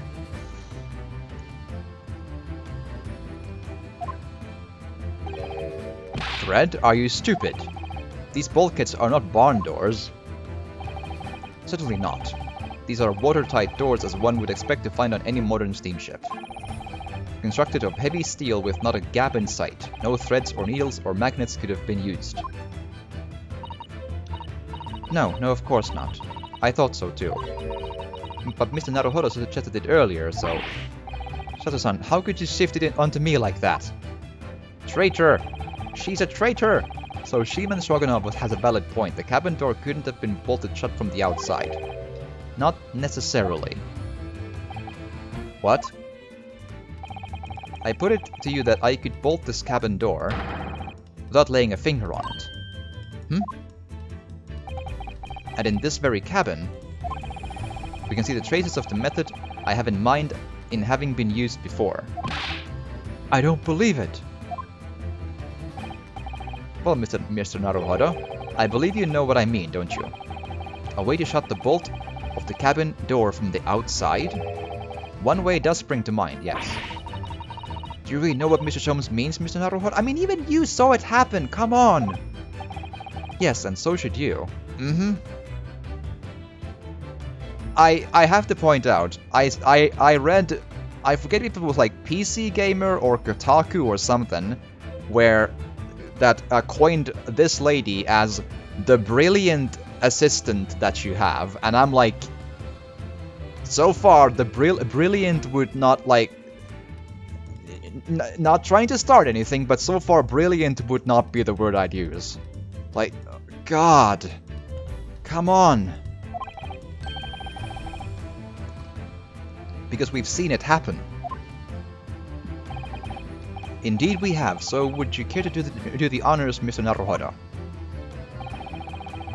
Point out the telling signs of the method that was used to slide the cabin door bolt across from the outside.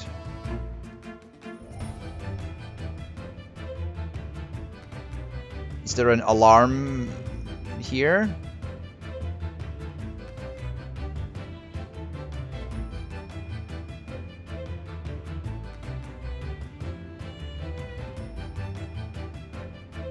The bookshelf?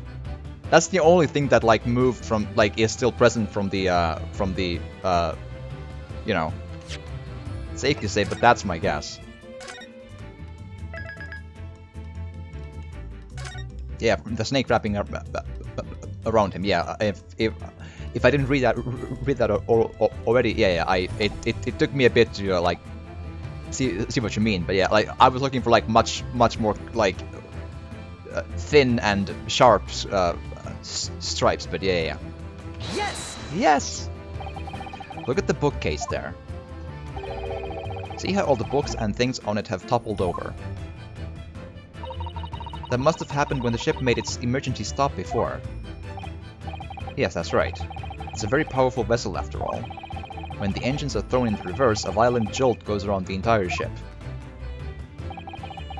Any small objects that aren't fastened down are bound to fall over.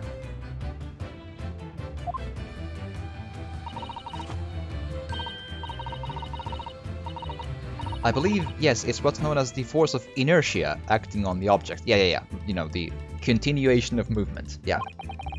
Is there nothing Susato-san doesn't know? But that isn't in her book, at least? Well, whatever it's called, the same force that pushed over those books on the bookcase also made something else in this cabin move. The bolt on the cabin door. Ha! It was very obviously just after the emergency stop that the ship made earlier. We had come into this cabin not long before, and we hadn't bolted the door. But then...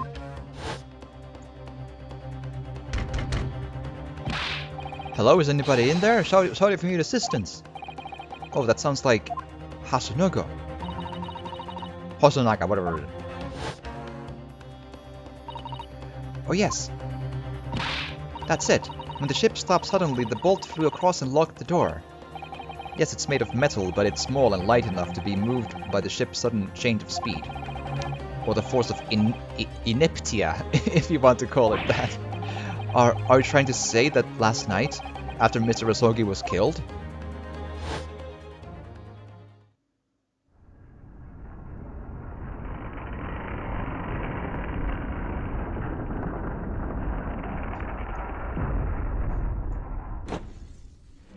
Swipe left, yes. There we are. The SS Boria made another emergency stop. When I woke up this morning and looked around the cabin, I thought it looked a little odd. All the books on the shelves had toppled over, and all the ornaments. It was almost as if someone had run their hand across the shelves and deliberately knocked everything over. Oh yes, I remember that. And I stood them all up again. Didn't I? Wait, I think I missed it. Why is Hosonaga all beat up? He went to talk to the captain to ask that I could investigate freely, and the captain punched him hard. Then when we came into this... It was off-screen. And then when we came into this cabin, we were surprised to see the same thing in here. All the books and everything had toppled over, just like Mr. Rasogi's cabin. And the funny answer is... Hosonaga tried to think clearly once in his life, and his mind exploded on him so hard it just like blew his face open and bent his glasses. Yes. Oh my. Do you have anything to say about this, Miss Pavlova? Are you out of your mind? You say Buria made emergency stop? It does seem a little far-fetched. How could that possibly have happened? Unless you're saying that the culprit is actually someone from the engine room. No, just push the alarm on the passageway. Oh, it is simple enough. Are you forgetting the button in the passageway outside? Used to trigger the emergency alarm? Oh yes, of course.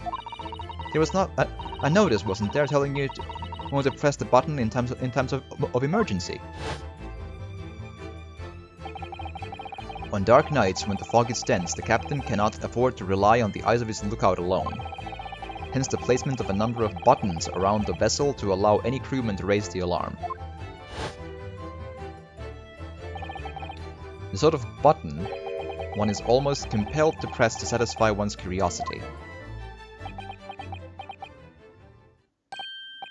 Wait, it was you? When the button is pressed, two things happen in the interests of safety.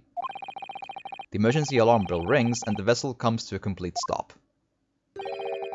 As indeed it did a little earlier today.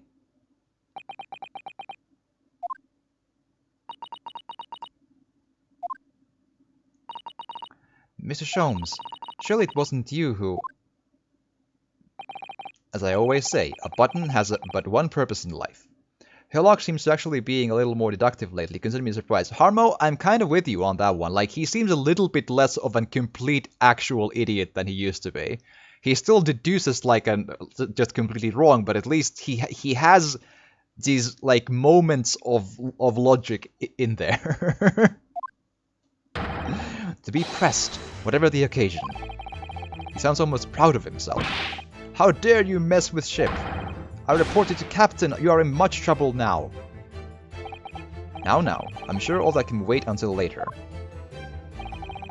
Let us not overlook the fact that we have not now learned a valuable lesson. If nothing else, I kind of do want that coat though. That coat looks stylish as hell. When the vessel, but just in like black and then metal buttons, but still. When the vessel makes an emergency stop, the bolts on the cabin doors slide closed. Especially like that collar is really, really nice and everything. So what we must now consider. Yes, it all comes down to one thing now. Last night, after what happened to Mr. Osogi, did this ship make an emergency stop or did it not? You are idiots. Buria is a huge ship with many passengers. We have to make emergency stop even in middle of night. There would be chaos everywhere. What are your thoughts, Mr. Naruhodo? Everyone was sleeping or something. Well, it's certainly possible that some kind of emergency happened last night. We have evidence to support that idea. Really? What evidence, Mr. Naruhodo? Fascinating. Do show us, my good man. What evidence promotes the theory that some emergency gripped this vessel last night? Safe to say, but I think now the ship's log, right? I have a coat that's a little like what you're asking for, actually. Regrettably, I don't have any idea where to get another. Yeah. I see. Well, still, I have a really, really cool coat, though. I could try and, in the, like, intermission to try and find a picture of it, but, you know, still. I think I saved it all already, but just to be safe.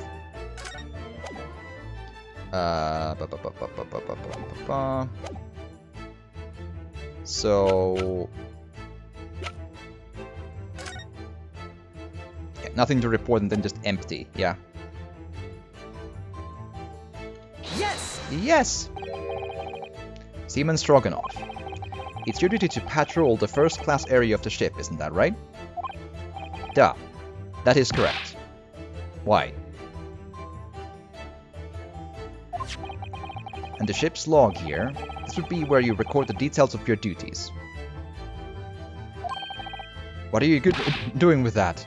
That is mine. It's in my mind's eye. I don't even actually have it, I think.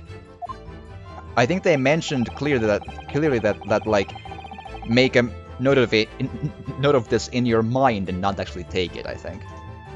Look forward to seeing that. Yeah, cool. I'll throw it in the Discord, I think, in the pictures and just like or something. Yeah. In the intermission. You rather carelessly left it atop the little makeshift bureau in the passageway out there. But as responsible passengers, we took it into our care with a mind to return it to you later. I left it there on purpose. That is where I put it always. The point is, looking at what you usually record, it's clear that under normal circumstances you write the phrase "nothing to report" every 30 minutes. But from 2 o'clock last night until first light this morning, nothing was recorded at all. Nothing recorded in the log? That is...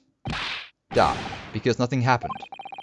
But if nothing happened, you would normally write nothing to report, wouldn't you? Ugh. Indeed so, which tells us that shortly after 2 a.m., something happened here aboard the SS Boria.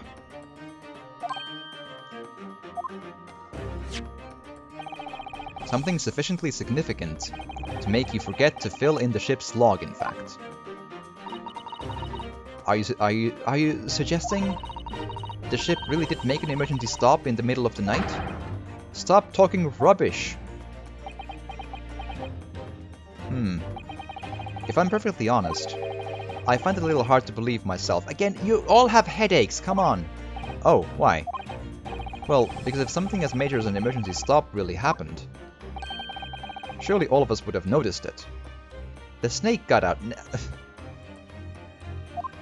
Sure, that's very true. But I think the point is everyone was unconscious during that time. So, that's very true. Thanks to the emergency stop we experienced earlier, we all know that what it feels like now. The ship lurched so violently and the alarm bell was so loud. I can't imagine that anybody would sleep through that, even if it happened in the dead of night. Well, no, that's a good point.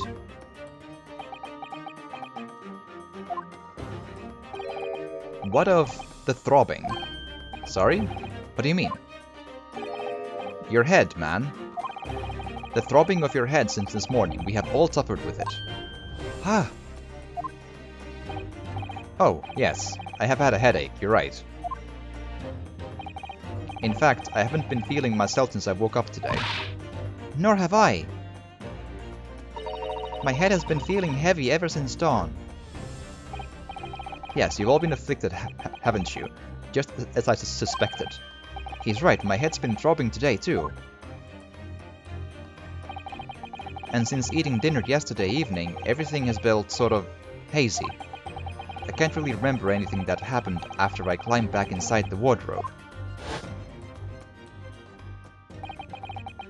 Then the first thing I noticed this morning was the throbbing pain in my head. Like poisoned food? Or spiked food, rather.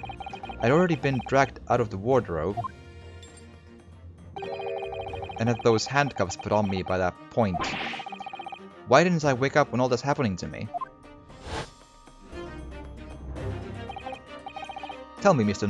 Naruhodo. You boarded this vessel as a stowaway, didn't you? Oh, well, yes. Sorry.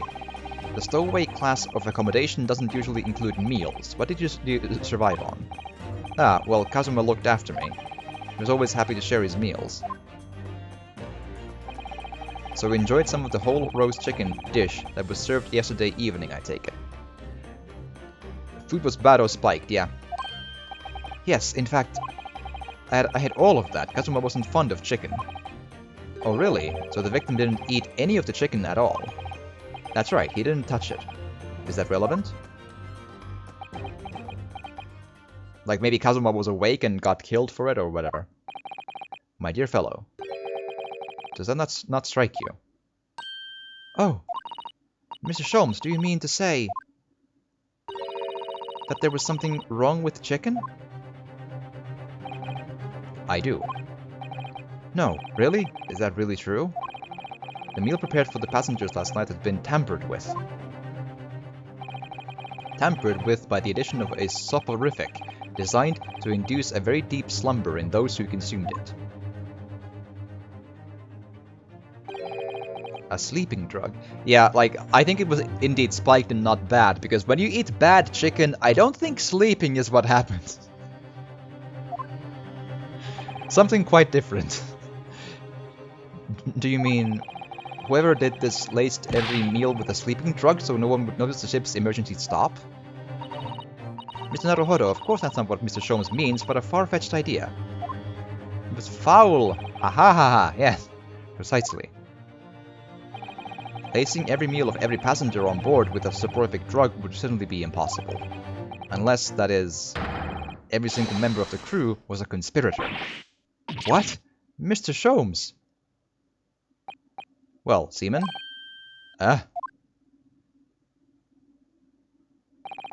I'm sorry to say that any more deception in this matter will get you nowhere.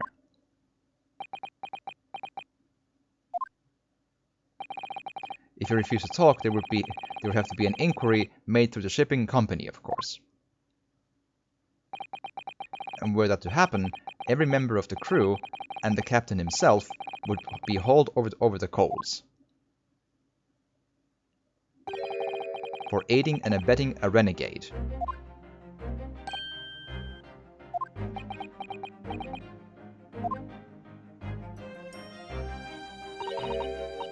Please no more. I will tell everything. Huh? I cannot make problems like this for everyone anymore. These crewmen are your former comrades, I believe. Or a davarish, as they call it in Russian. So when I decided to run away, I asked them to help me. We all agreed to help, everyone together. She threw away everything, her fame in the ballet, Mother Russia. We wanted to help our angel. I don't believe it. You are right. We put sleeping drug in chicken last night.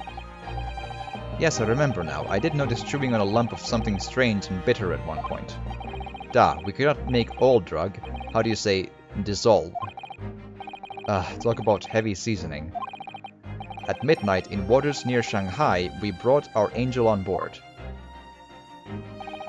She was helped by comrade on shore with small fishing boat. While all the passengers of the SS Buria slept soundly, thanks to the almost magical effects of the slumber-inducing potion their evening meals had contained. So if that's what happened, the only people awake on the ship last night were the crew, people who dislike chicken, and the newly boarded passenger, Miss Pavlova. And that means it would have been possible for you. You could have used the emergency stop trick to lock Kazuma's cabin door.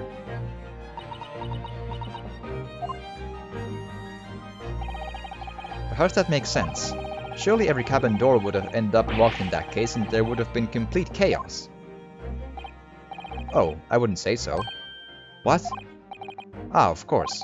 Just like us, all the other passengers would have eaten their evening meal of chicken in their cabins, after which they would have been overwhelmed by tiredness because of the sleeping drug. Quite. And accordingly, all passengers were already in their cabins for the night. Yes. Yes! The overwhelming majority of passengers would habitually sleep with their cabin doors bolted anyway, and so not one of them would have found it remarkable to find the door locked in the morning. In summary, in order to fasten the bolt of a single cabin door on the ship, the culprit brought the entire vessel to an emergency stop in the early hours of the morning.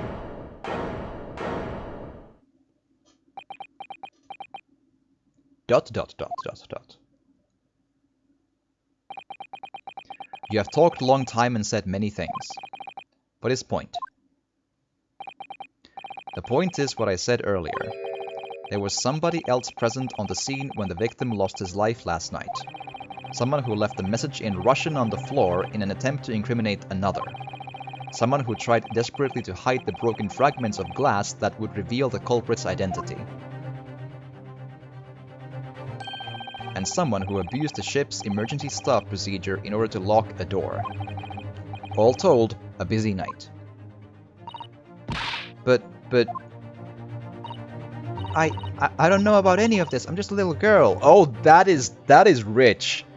Trying to, she may or may not be innocent, but she's involved because, the bell, come on.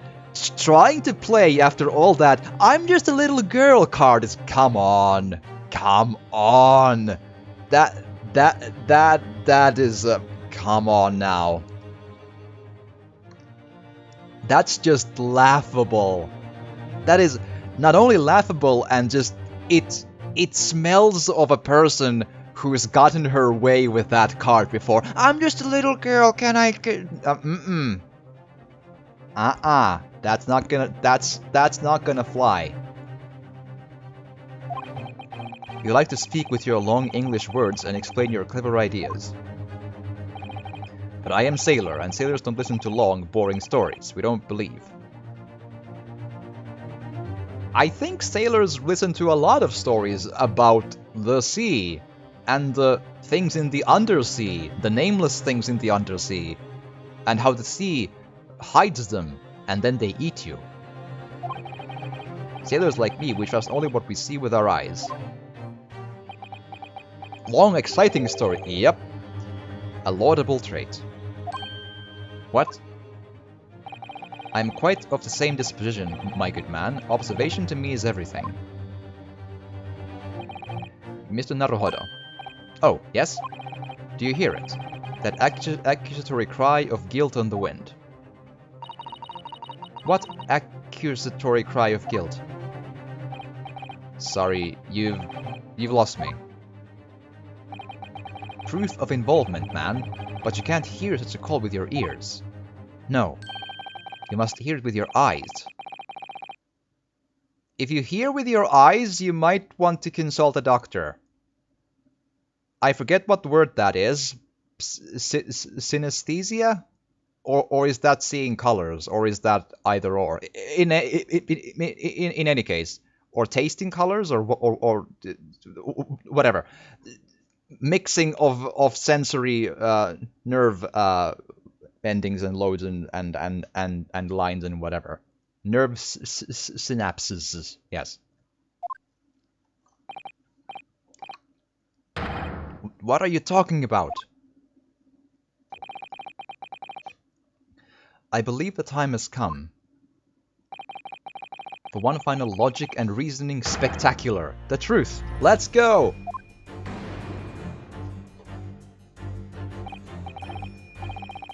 So, Mr. Naruhodo, your assistance if you please. With what exactly, Mr. Sholmes? With observation, my dear fellow.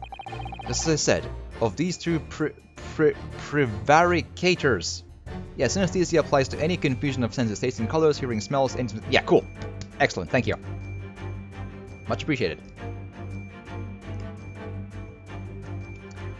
I'll do a quick safety save for a tiny bit separate from the rest, just to be sure.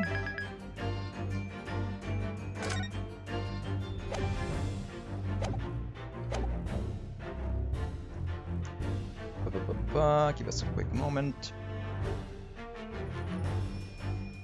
Thank you. I'll get to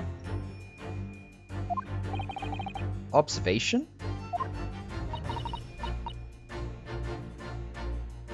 If you remember, Mr. Naruhodo, we know that somebody tried to fabricate evidence, don't we?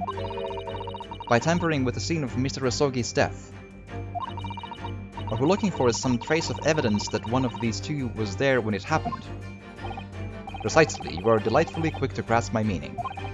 Alright, I'll see what I can see. So we're looking for a trace of evidence that shows someone else was there last night when Kazuma died.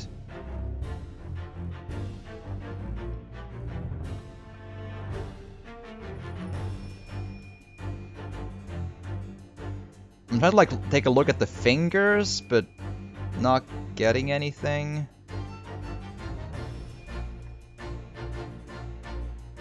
Ah! Boom, ink stain. Oh, look at this. It's some kind of stain in an unusual place. Yes, you're right. It looks like ink, if I'm not mistaken. Ink. Incredible! And look at the color too, it's clear where this came from.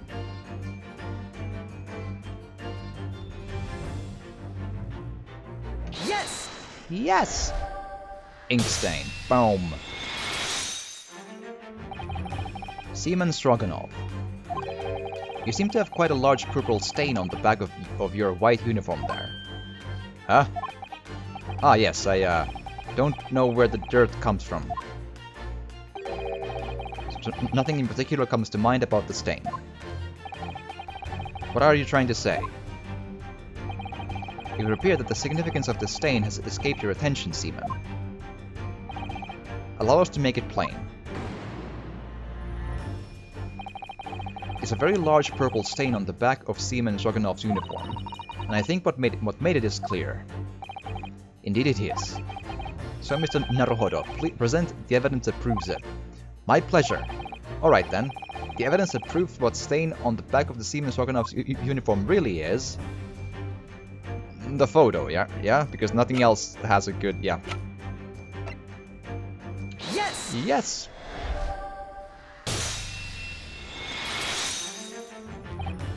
Yes!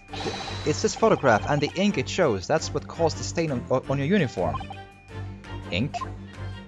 A rather unusual color of ink. Purple. Ah!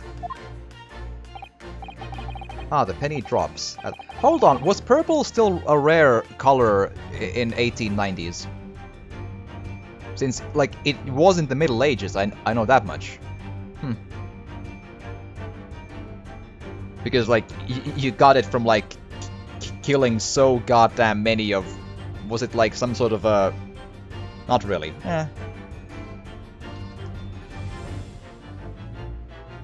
Like, some sort of animal or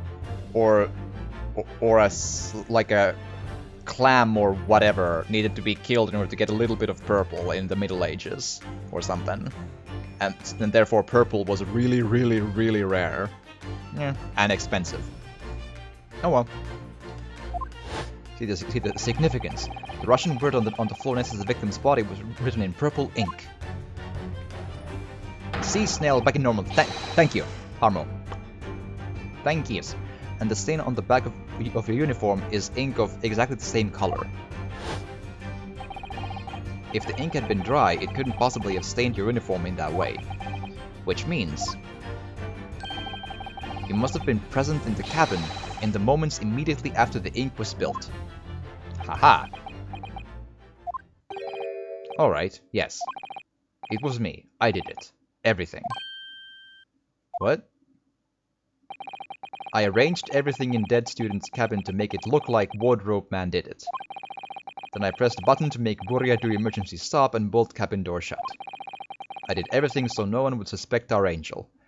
That is gold! Jesus, man. Biff, please. Don't worry, Angel. Let me do talking. It was after 1 in the morning. I was on duty, patrolling passageway. Then our angel came to me. She was white like sheet. Biff, please, you must help me.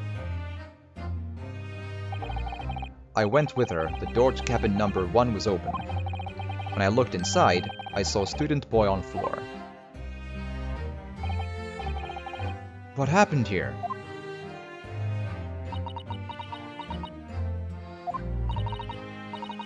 Please, don't tell anyone. My little one. My little furry friend. Everything that happened in cabin is like Angel told you. The kitten escaped through the ventilator into Mr. Asogi's cabin, then he tripped over it and broke his neck when he fell onto the floor. Yes, that is right.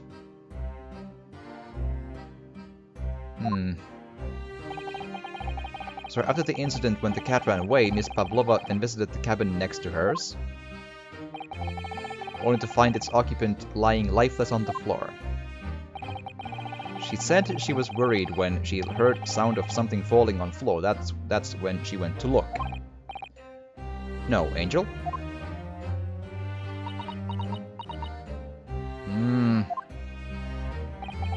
The door was not locked.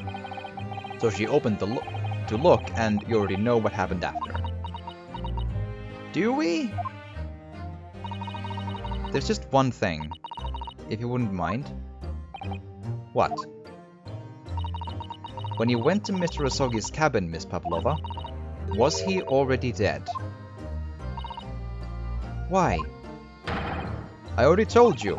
When Nina opened the door of student's cabin and looked inside, I was asking Miss Pavlova. Ah. Well, Miss Pavlova. That is a yes again. Duh. Oh. Yes, this is right. I saw him. It was dark, and he was wearing black, but he was on the floor, not moving. I was scared.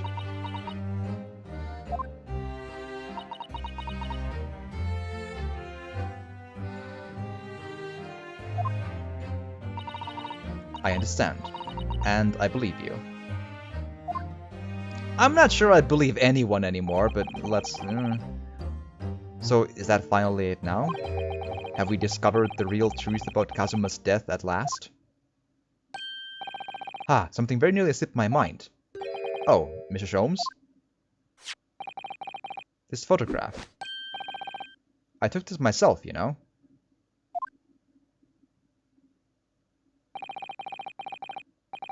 The cause of death was a broken neck, therefore the victim died instantly. Yeah, he's the wrong way around, though. Yeah, that's not it. You can't fall forward and break your neck. That's not how it works.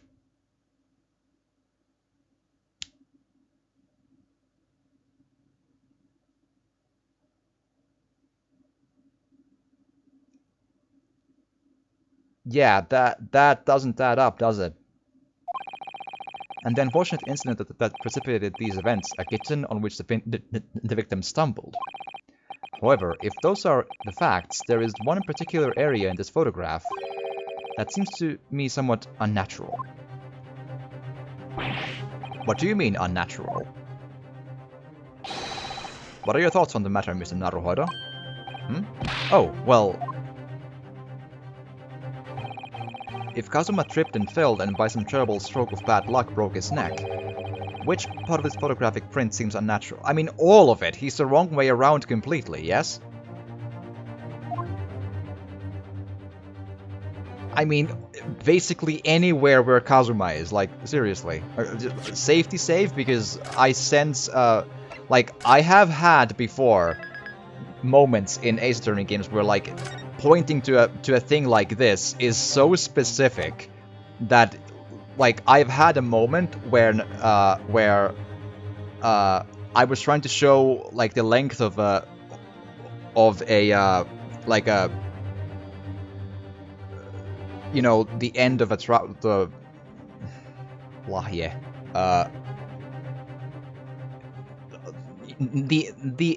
end of pants, yes, where like the foot starts, and I was trying to show that they are like too long or too short or whatever, and I was at the very edge of where the pants end at the exact pixel, and that was still wrong. It's sometimes, you know.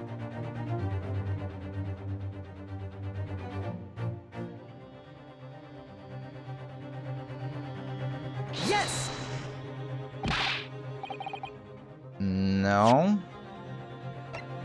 How do I explain this to the game?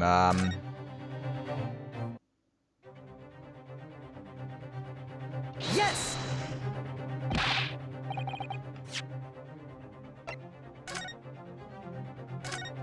This is awkward.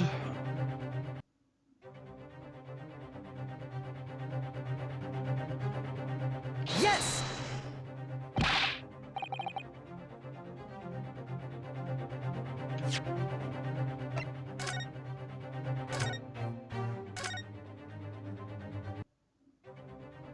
Clenched hand. Yes. Whoa. All right. Good thought. All right. If he really fell due to an unfortunate accident, then his fist just doesn't seem quite right. The exact same thought occurred to me. In a fall, one's instinct is to open palms flat. Yet here we see the victim with his left hand tightly balled into a fist.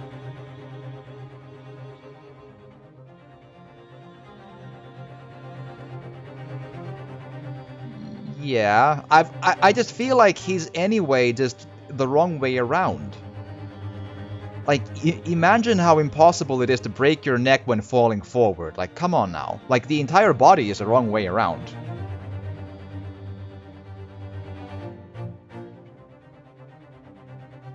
Especially when you have, like, no marks on the face.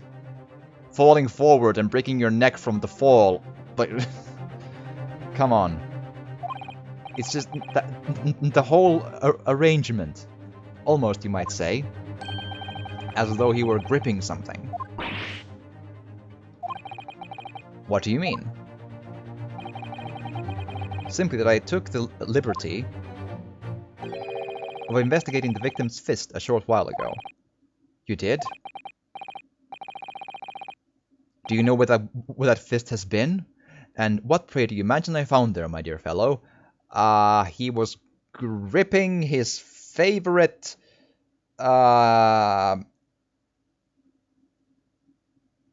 chess piece, yes. Mr. Sholmes, show us, please. Why, of course, my dear madam, would I keep you in suspense? This is what I found. Isn't that one of Pavlova's earrings? Oh, a crescent moon with a little gemstone in the middle. Yes, you're right. A crescent moon. It's very pretty, but what does it tell us?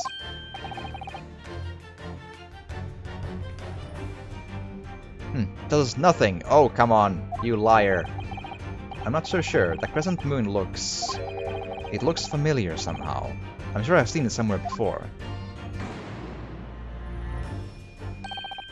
Observation, Mr. Naruhodo, that is the key.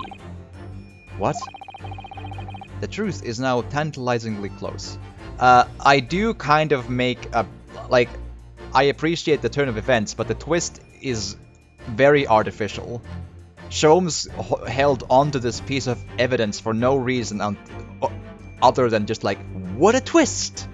Like, in a more natural way, we would have had the evidence to begin with and then just like piece the whole thing together, you know? How did that crescent moon come to be in Kazuma's clenched fist? This is the final clue, the last piece of the puzzle. Ask yourself, what does this little crescent moon mean? What significance has it? And observe. Find the answer with your own eyes.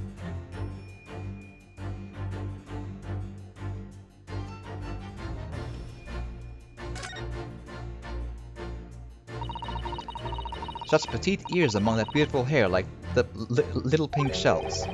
Oh, what's that? There's something attached to her ear. Ah, I expect that's what's called an earring. It's a little piece of jewelry. An earring, is it? Really is tiny. Perhaps part of it is missing, maybe it broke off. So now all that's left is to clasp that part that attaches to the ear. If that's the case, she doesn't appear to have noticed that it's broken. Probably more sensible to this. She has such petite ears, Oh, what's that? There's something dangling down from her ear. Yes, that's an earring. Wait, look! The crescent moon! Ah! There can be no doubt now, surely. I mean... I'm gonna make a save... Oh, I can't save. See, the question specifically is, where did the crescent moon come from? Which, it didn't come from the left ear, because it's still in the left ear, so it came from the right ear instead. That's a very, like, you know... Yes! A roundabout way of doing logic, but sure. Miss Pavlova, I noticed that on your ear, even though you have a metal earring, the decorative part of it seems to be missing. The little link holding it on must have broken, I suppose. Huh? What? By looking at your other ear, I noticed a crescent moon. Ha! I don't believe it.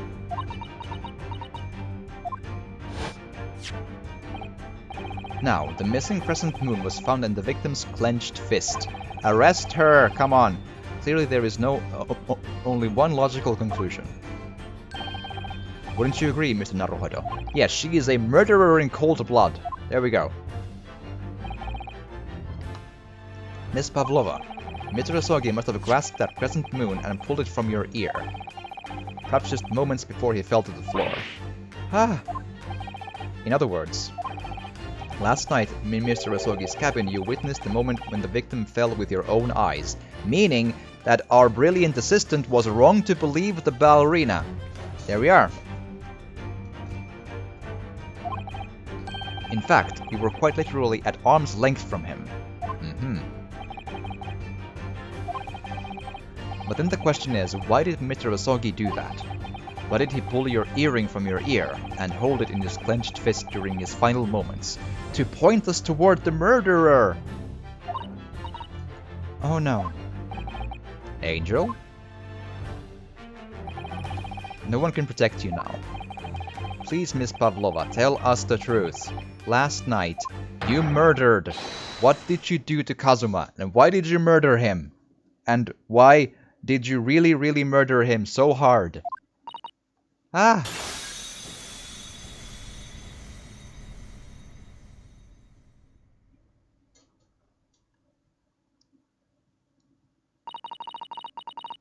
When I think about everything that happened yesterday, it was too much. Running away, the fishing boat in the middle of the night, trying to climb onto this huge ship. And then, when I was at last in this cabin and I could relax after this horrible long day, I got an urge to murder! Darka, wait. Maybe she's an X-Men who can make vertebrae explode with her mind. Yes. I couldn't believe it when she disappeared through the ventilator. I tried to call her with a little whistle. I tried waving her favorite toy. But nothing worked. Darka would not come back.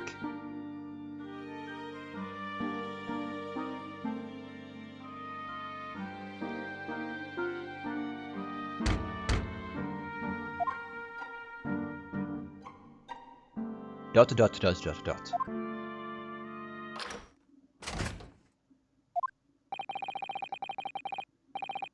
What are you doing here at this time of night, Inspector?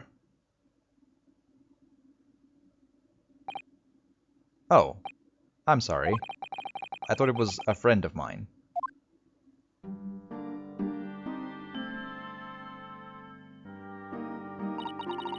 The young man from your country, he was very polite and kind.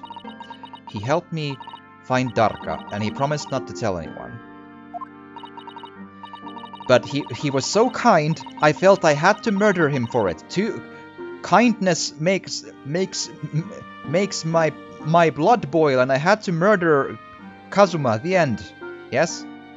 But then when I had my friend in my arms again and I was going to leave the man's cabin, I felt like I had to murder him. Just a moment. Sorry, but... Oh, yes?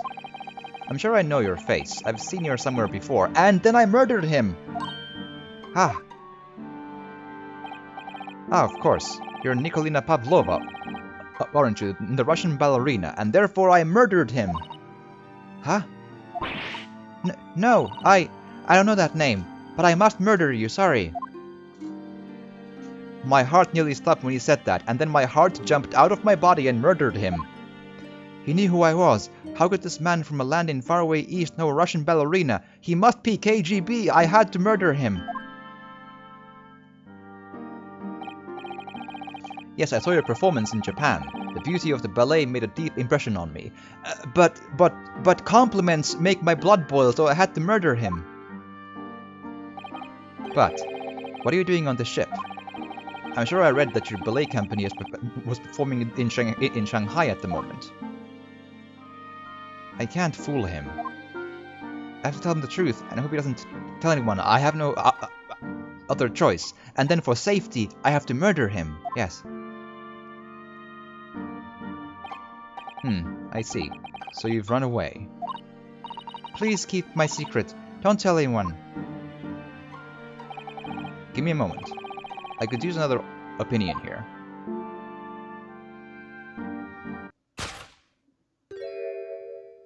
He's going to pull that cord. He's going to tell the captain, and I have to murder him.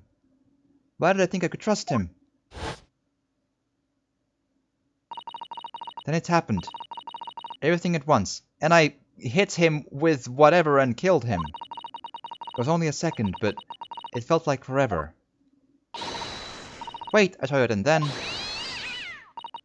Darka jumped out of my arms and down to the young man's feet. And... as he turned around to look at me...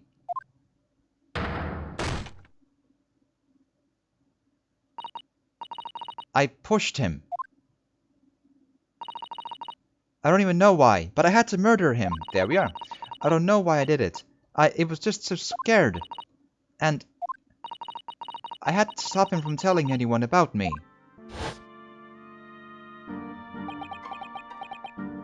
Alright, so, to summarize. You pushed him, causing his death.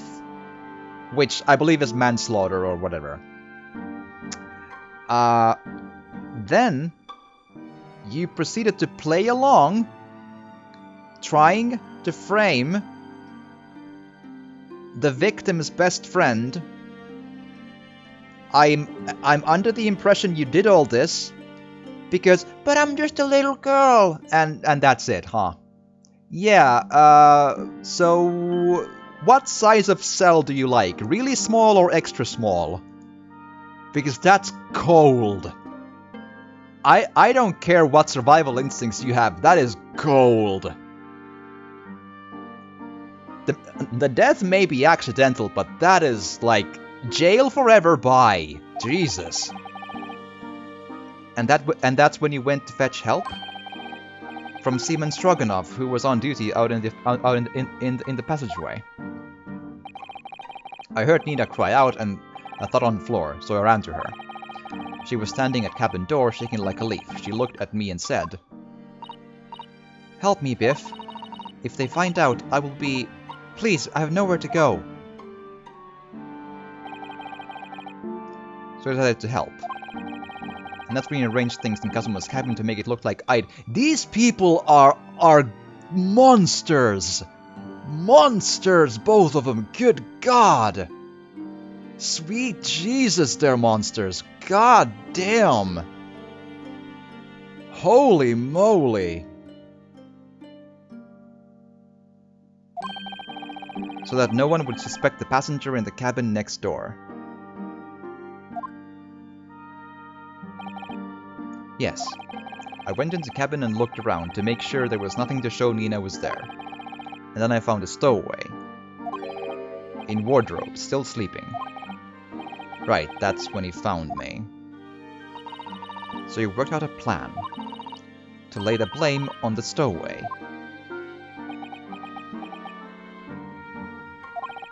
I closed wardrobe doors and put back strange paper sign. Luckily for me, that's the only reason Susato-san started to believe me when I said I was innocent. I dragged the young man's body to a good place and used ink that was spilling to write on floor. I wrote wardrobe so that person who found him would look inside wardrobe and find stowaway. And tell me, what of the glass bell? It was by my feet, so I picked it up. I see. But it was dark in the cabin, I didn't notice the other half. Then Angel went back to her cabin and I finished job. By pressing the emergency alarm button in the passageway? Yes. Accordingly, the SS Buria did indeed come to an emergency halt at a little after 2 AM, thus enticing the bolt on the cabin door to slide shut, creating the locked room mystery.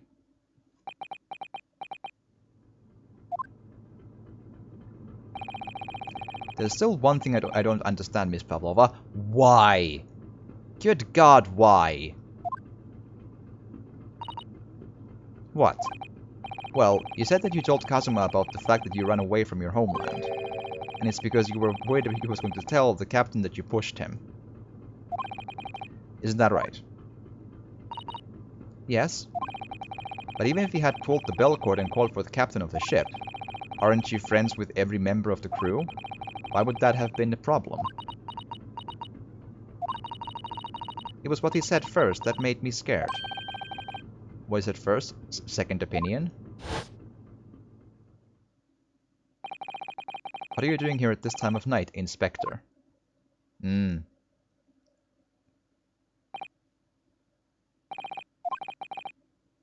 Friend of mine, yeah. He said an inspector was his friend. Ah, yes, meaning me, who was supposed to be acting as his bodyguard. I thought that if police knew about me, they would arrest me. I mean, but they should arrest you now.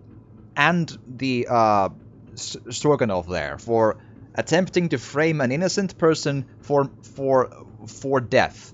And then you for manslaughter or some sort of accidental manslaughter, but nonetheless, because you pushed him, that is a crime. And then jail. Good long time, yes.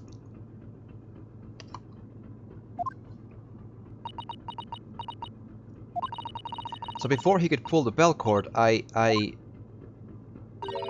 May I stop you a moment, please, Miss Pavlova? Huh. It just doesn't seem to make sense. I mean, was Mr. Asogi really going to pull the bell cord? No, he was about to ask me in the wardrobe. That was the point. What? What do you think, Mr. Naruhodo? Well, I'm not Kazuma, so I can't know for certain, but...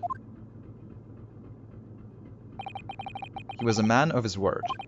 If he told you he wouldn't give your secret away, then he wouldn't have done. No, he was walking over to it. He was going to pull the cord. Gonna get you. Yeah. He was going to make them send me back. Well, Mr. Naruhodo, the day's work is not yet done, it seems. There is one more deduction to make. What, another deduction? Yes, what action was the victim really about to take at that moment? Can we determine whither the young man's gaze was directed?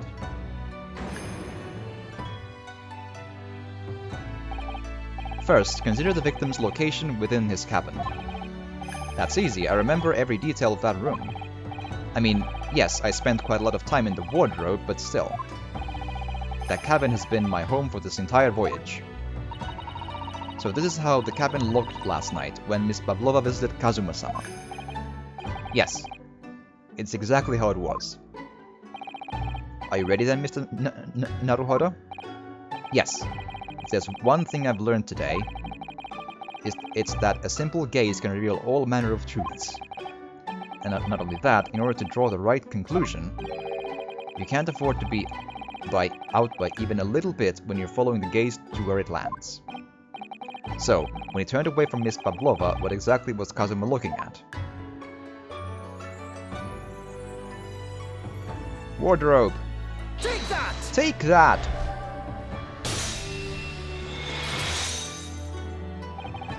Considering everything that had happened last night, certainly it may have looked as though Kazuma was going to ring the bell cord. Yes, however...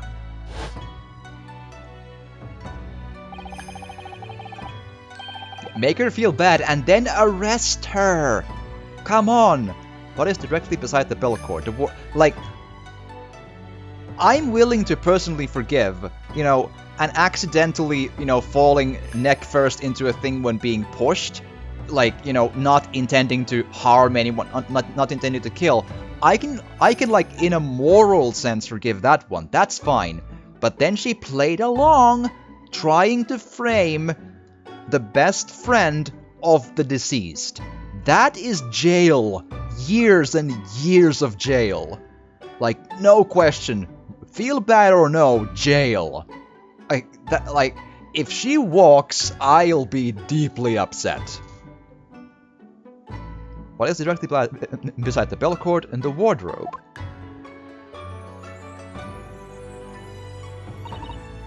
The wardrobe? Yes. And more importantly, what was inside the wardrobe? The man's great friend, sleeping soundly. Miss Pavlova, please, think back very carefully. I would like to remind, she literally pointed the finger at me as the murderer when we were in this cabin when all they of them bursted in after the second emergency stop. She said that, he is obviously the killer. Take him. So yeah, jail. Years and years and years of jail. What were Mr. Asogi's exact words last night? Give me a moment, I could use another opinion here.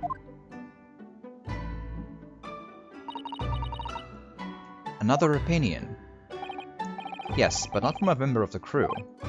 No, Mr. Asogi intended to consult his close friend on the matter. And then you proceeded to frame that close friend, and you should be in jail. Like decades, maybe.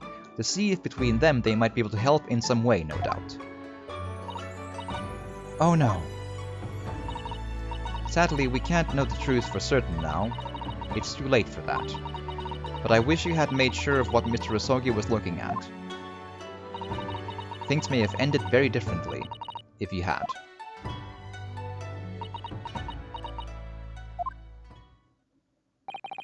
Miss Pavlova. You are under arrest for framing murder and all of that stuff. I want to thank you for finally admitting the truth. I lack sympathy here. But unfortunately, the truth is, a man lost his life because of what you did. And that will never change. I hope you'll never forget that. I'm sorry. Really, I'm so sorry. And you'll be sorry in jail, and eventually you'll you know, pay for your crimes by being in jail for, 20-25 years. What have I done? Sorry is not good enough. 25 years of jail or nothing. Come on. And so at long last, the mystery surrounding the tragic accident not an accident, fully. Involuntary manslaughter, I think, is the word? Or something like an accidental killing, but still she killed him. So, and tried to frame me, which means arrest her and the seaman. Both jail. Long time. Was finally laid to rest. Assuming she was arrested, yes? In a Hong Kong jail, thinking about what she did. 9th of January, 7:14 p.m. SS Buria, first class cabin passageway. What will happen to Miss Pavlova? Key moment. Key moment. Once we reach Great Britain, she'll be handed over to the British police at Scotland Yard. Yes! What about the fact that she ran away from Russia? Won't the Russians try to repatriate her? Apparently, the English detective can speak to the immigration office and sort all that out. Mrs. Sholmes can do that? Also, your glasses are fixed and everything, so she won't be going back to Russia then? No, I don't think so. Even if she wanted to return in the future, I doubt she would be able to. She ran away, so now she's in exile for life. I think how it works is that when you run away from a rather not free country, they do kind of want to get you back and then punish you for it, though. I think. I see. I'm sorry. Also not good enough. Jail, bye. Seaman Stroganoff? I wanted to help our angel, no matter what. But I didn't think about you. About how you lost a good friend. I will go with Nina. I will give myself to the British police. Good for you. That's kind of you. In the meantime, thank you for letting me go free again. Kazuma's death feels like such a waste, but... well, do what you can for Miss Pavlova, won't you? Like, remind her of the importance of not trying to frame people for the deeds you do, maybe? Da. Well, I'm afraid you need to pack now. We're due to arrive in Hong Kong tomorrow. As much as it pains me, I'm going to have to hand you over to the consul to arrange your passage back to Japan. Yes. I did stow away, after all. I couldn't really expect any different. So, you should get back to your cabin now.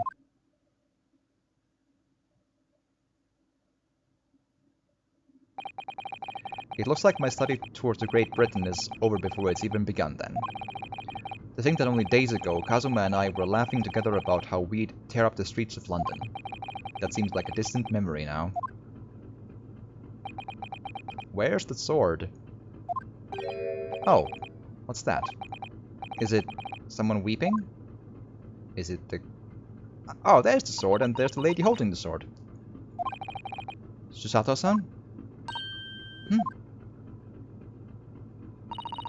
Naruhodo-san, I didn't know you had returned. I decided to slice you open with the sword. In Kazuma's memory. Oh, well, I haven't been back long. Inspector Hosonaga just told me I should pack, you know, ready to leave the ship tomorrow and all that.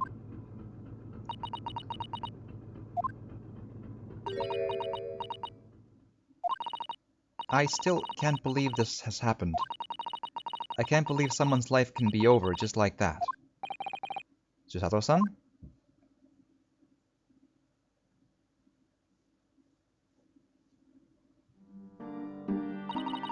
He had such grand ideas for this visit to Great Britain, so many dreams.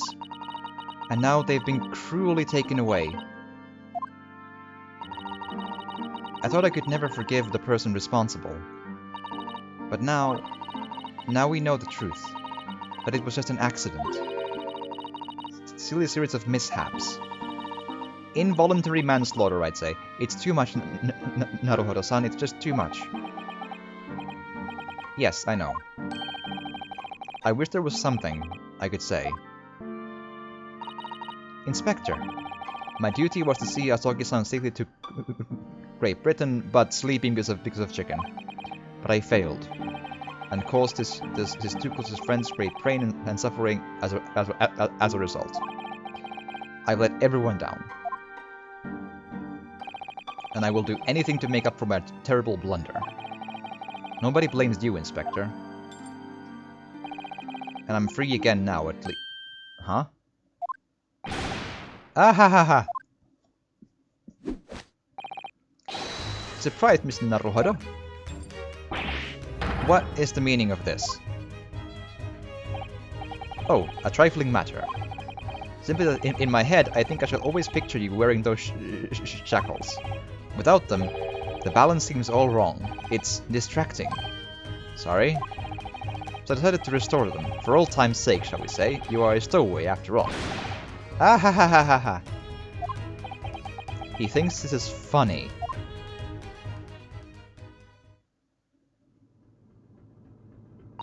Seems like... Mr. Sholmes. Oh, sorry. We appreciate all your assistance. I'd like to thank you from the bottom of my heart. Not at all, not at all. And though it's a little late, may I offer my sincere condolences? The loss of your companion is truly heart-rending. I hope that you will be able to fulfill some of his aspirations in his honor.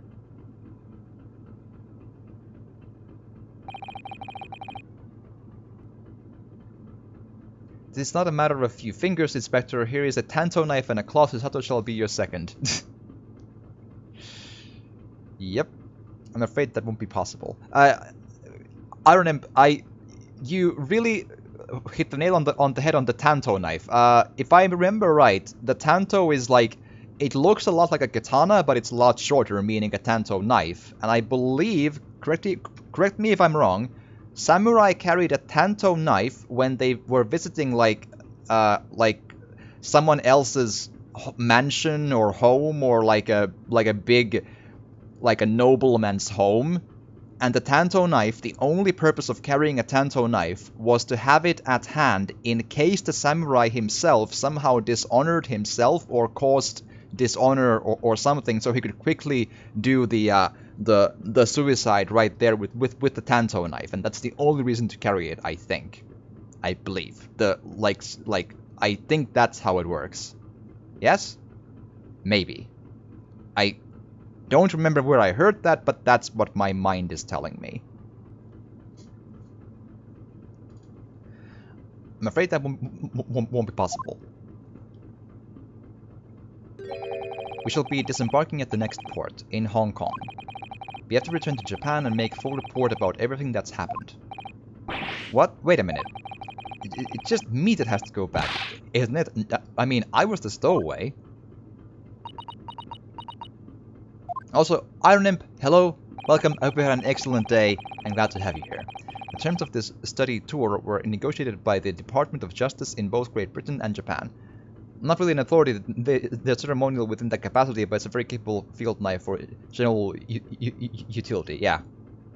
So, the ceremonial reason for carrying them, sure, that was what I was looking for, but sure. I heard that in some thing where an expert on the matter explained the knives or something. I don't remember where I heard it again. It was to be one lawyer and one assistant. Was to be. In the light of Mr. Rasogi's unfortunate death, I'm afraid the study tour can no longer go ahead. Oh no. I don't care for me, but... Poor Susato-san. My dear fellows, the majority of problems have an extremely simple solution, you know? All you require is one lawyer, and the study tour can continue, surely. But there is no one else with the necessary qualifications, Mr. Sholmes. We know of no other lawyer. Qualifications, you say? Any qualifications obtained in your own country will be of little value in Great Britain, I'm afraid. Oh, but anyway, the voyage to London still promises a good month of time. Ample opportunity, I would say, to find yourselves another suitable lawyer. Yes.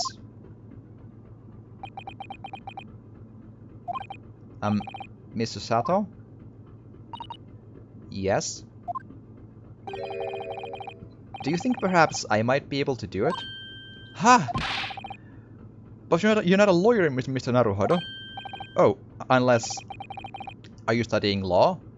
Rosie, good morning. I hope you had an excellent night's sleep. And welcome. No, I'm not, but... I'm sorry. In that case, I don't think there's even a chance it could work. But as I said, there's still more than a month before we reach England's shores. Isn't that right, Mr. Naruhodo? Yes, I have a month on which to study, to learn what I must to become a lawyer in Great Britain. That's how it is. You just... Law school takes a month. It's fine. It's fine. Well, thank you. Glad to hear. Mr. Naruhodo. That's ridiculous. Are you seriously suggesting anybody could learn all of that in just 40 days? There's only one way to find out. Ah! I would work my fingers to the bone, Inspector, every single day. Will you let me try? Honzonaga, Baga, we no longer trust you to run a bath. Be gone. Yeah. And if by the time we reach Great Britain I haven't learned enough to be recognized as a lawyer, I'll take whatever punishment is deemed appropriate. Well, I mean, if there's nothing else to do on the ship, yeah, sure. But why put yourself in such a difficult position? For Kazuma. He said that there was something he had to do in Great Britain, and that he would sacrifice anything to make it happen. He was passionate about it. I can't let all that passion just come to nothing. And anyway, it's for my own benefit too. I'll become a lawyer. I have to.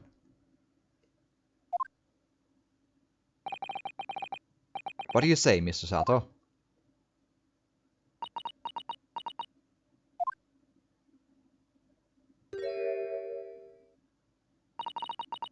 I think it's a wonderful idea. Thank you.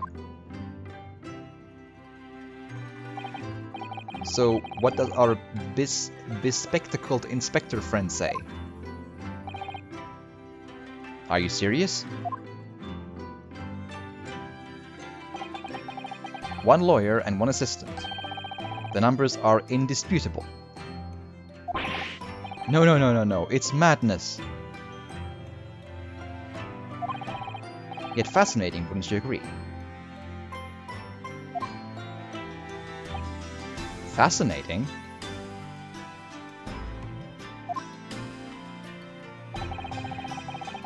Duty and rules are the dull routine of existence that we all abhor. Give us interest, give us fascination. Speak for yourself. Besides, qualifications are no measure of a man. What matters is his character. and you witnessed ample evidence of this man's exemplary character today with your own eyes. And in the last case as well, where you tried to have me, convicted of murder, just saying, from the early hours of this morning until this very moment now. Despite contending with the passing of his close companion, despite all the accusation of guilt, this man has shown resourcefulness, intelligence, and above all, courage.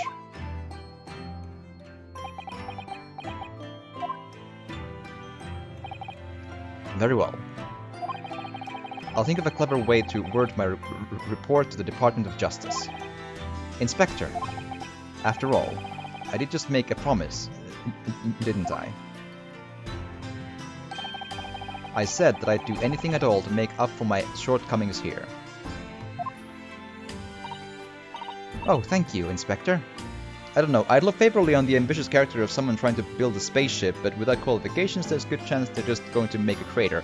I mean, it is very much like Mr. Sholmes to be like, qualifications, smollifications. We'll just make stuff up, it's fine. If you'll excuse me, I must pay a visit to the captain's quarters, I think. I need to discuss what to do next and how best to make my report.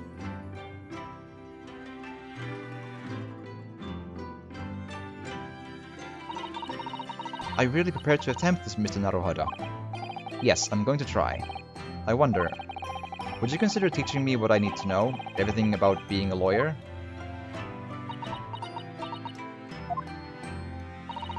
I would be delighted to help you. I am a judicial assistant after all.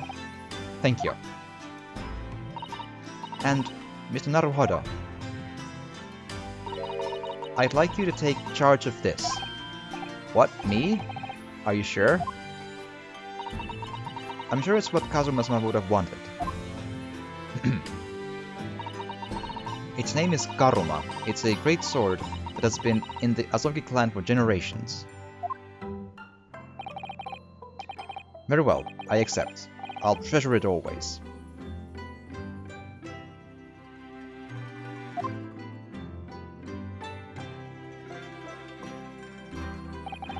So then, Miss Susato. It seems we'll be working together for some time to come yet. It will be an honor, Mr. Naruhodo. And for the next 40 days, I shan't grant you a single minute of freedom. We shall fill every spare moment with study. Yes, that's exactly what I need. But, before we begin, I have an earnest favor to ask of you two. Goodness, what is it? Please take a shower or something. Please throw me to the ground. 3 times. What? I should never have doubted you. You were Kazuma-sama's closest friend. Of course you would never have done anything to hurt him. That should have been obvious to me from the start. But I allowed suspicion to get the better of me. And no matter how upset I was feeling, it was completely unforgivable behavior. She has a point. No, you were in shock. You just found out about me stowing away and the cabin door was locked from the inside. No! I won't let you make excuses for me. Whatever the circumstances, I should never have thrown you, and not just once, but 5 times. That number keeps creeping up, doesn't it? Feel bad, feel really bad. Yeah. Please, you must. Just take hold of me and throw me. Do it. Do it now. Don't even think about it. No, I don't even know how. I've never thrown anyone in my life. Very wise, Mr. Naruhodo. It isn't a skill one acquires without considerable training. Oh, Mr. Sholmes. I observed your throwing technique several times with great interest. I confess I was most impressed. When did he see that? I presume that would be a form of Japanese wrestling. Oh well, in a way it's not wrestling, but my own interpretation of an ancient jujutsu technique. Apparently it's called the Susato Takedown. It leaves your head swimming, believe me. How beguiling. I am a practitioner of the combative arts myself. I'm somewhat of an accomplished boxer. I'm pretty sure that fist connects if you really, like, look at it, like, huh, boom. I'm pretty sure that connects to the face. There he goes, dancing around again. I wonder if you'd be so kind to instruct me on the technique of your arresting throw. Yes, I'd be honored. Then let us not dally. Demonstrate, my dear madam. On Naruhodo, there we go. She's gonna throw me, because that's how this goes, right? Oh, of course. Are you ready, Mr. Naruhodo? Sorry? Hi! Yeah.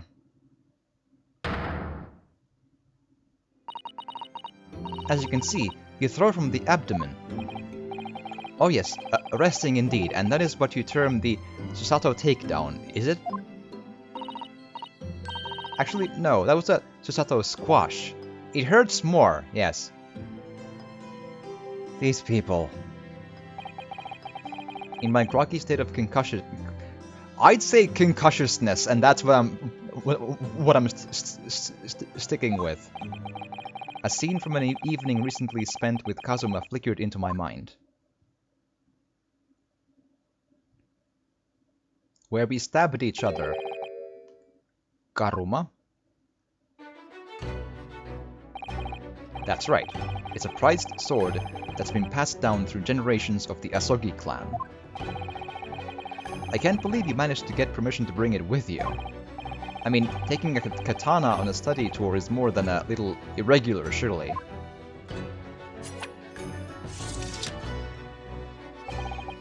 A Japanese man's sword is his soul, Inosuke. I can't be parted from my katana. Karuma guides me. I truly believe that. So its name compels its wielder to slice evil in two.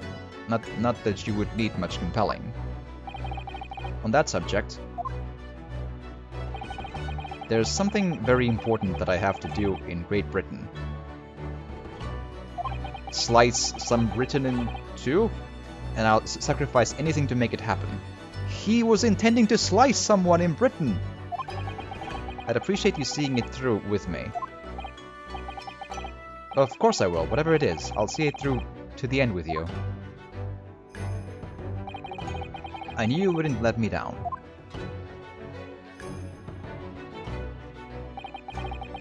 That important thing he had to do. I still don't know what that was.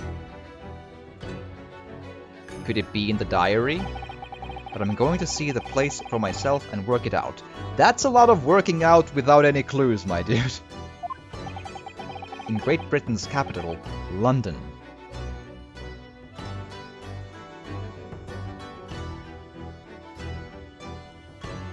End. Just come.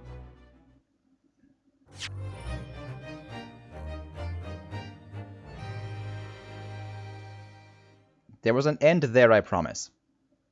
Alright, and that is it for the case. So if you are watching this on YouTube, please do drop a like or a comment or even subscribe or share if you want to. All of that would really super help, I promise, and it would make me feel so much... At least it would make me feel that all of doing this is worth it, I promise. So, but thank you for watching, and I hope to see you in the next case next time. And join me here live on Twitch, because it's fun to watch me bumble about and wonder what the hell's going on. Hell yeah. And have a good one, and see you on the next one.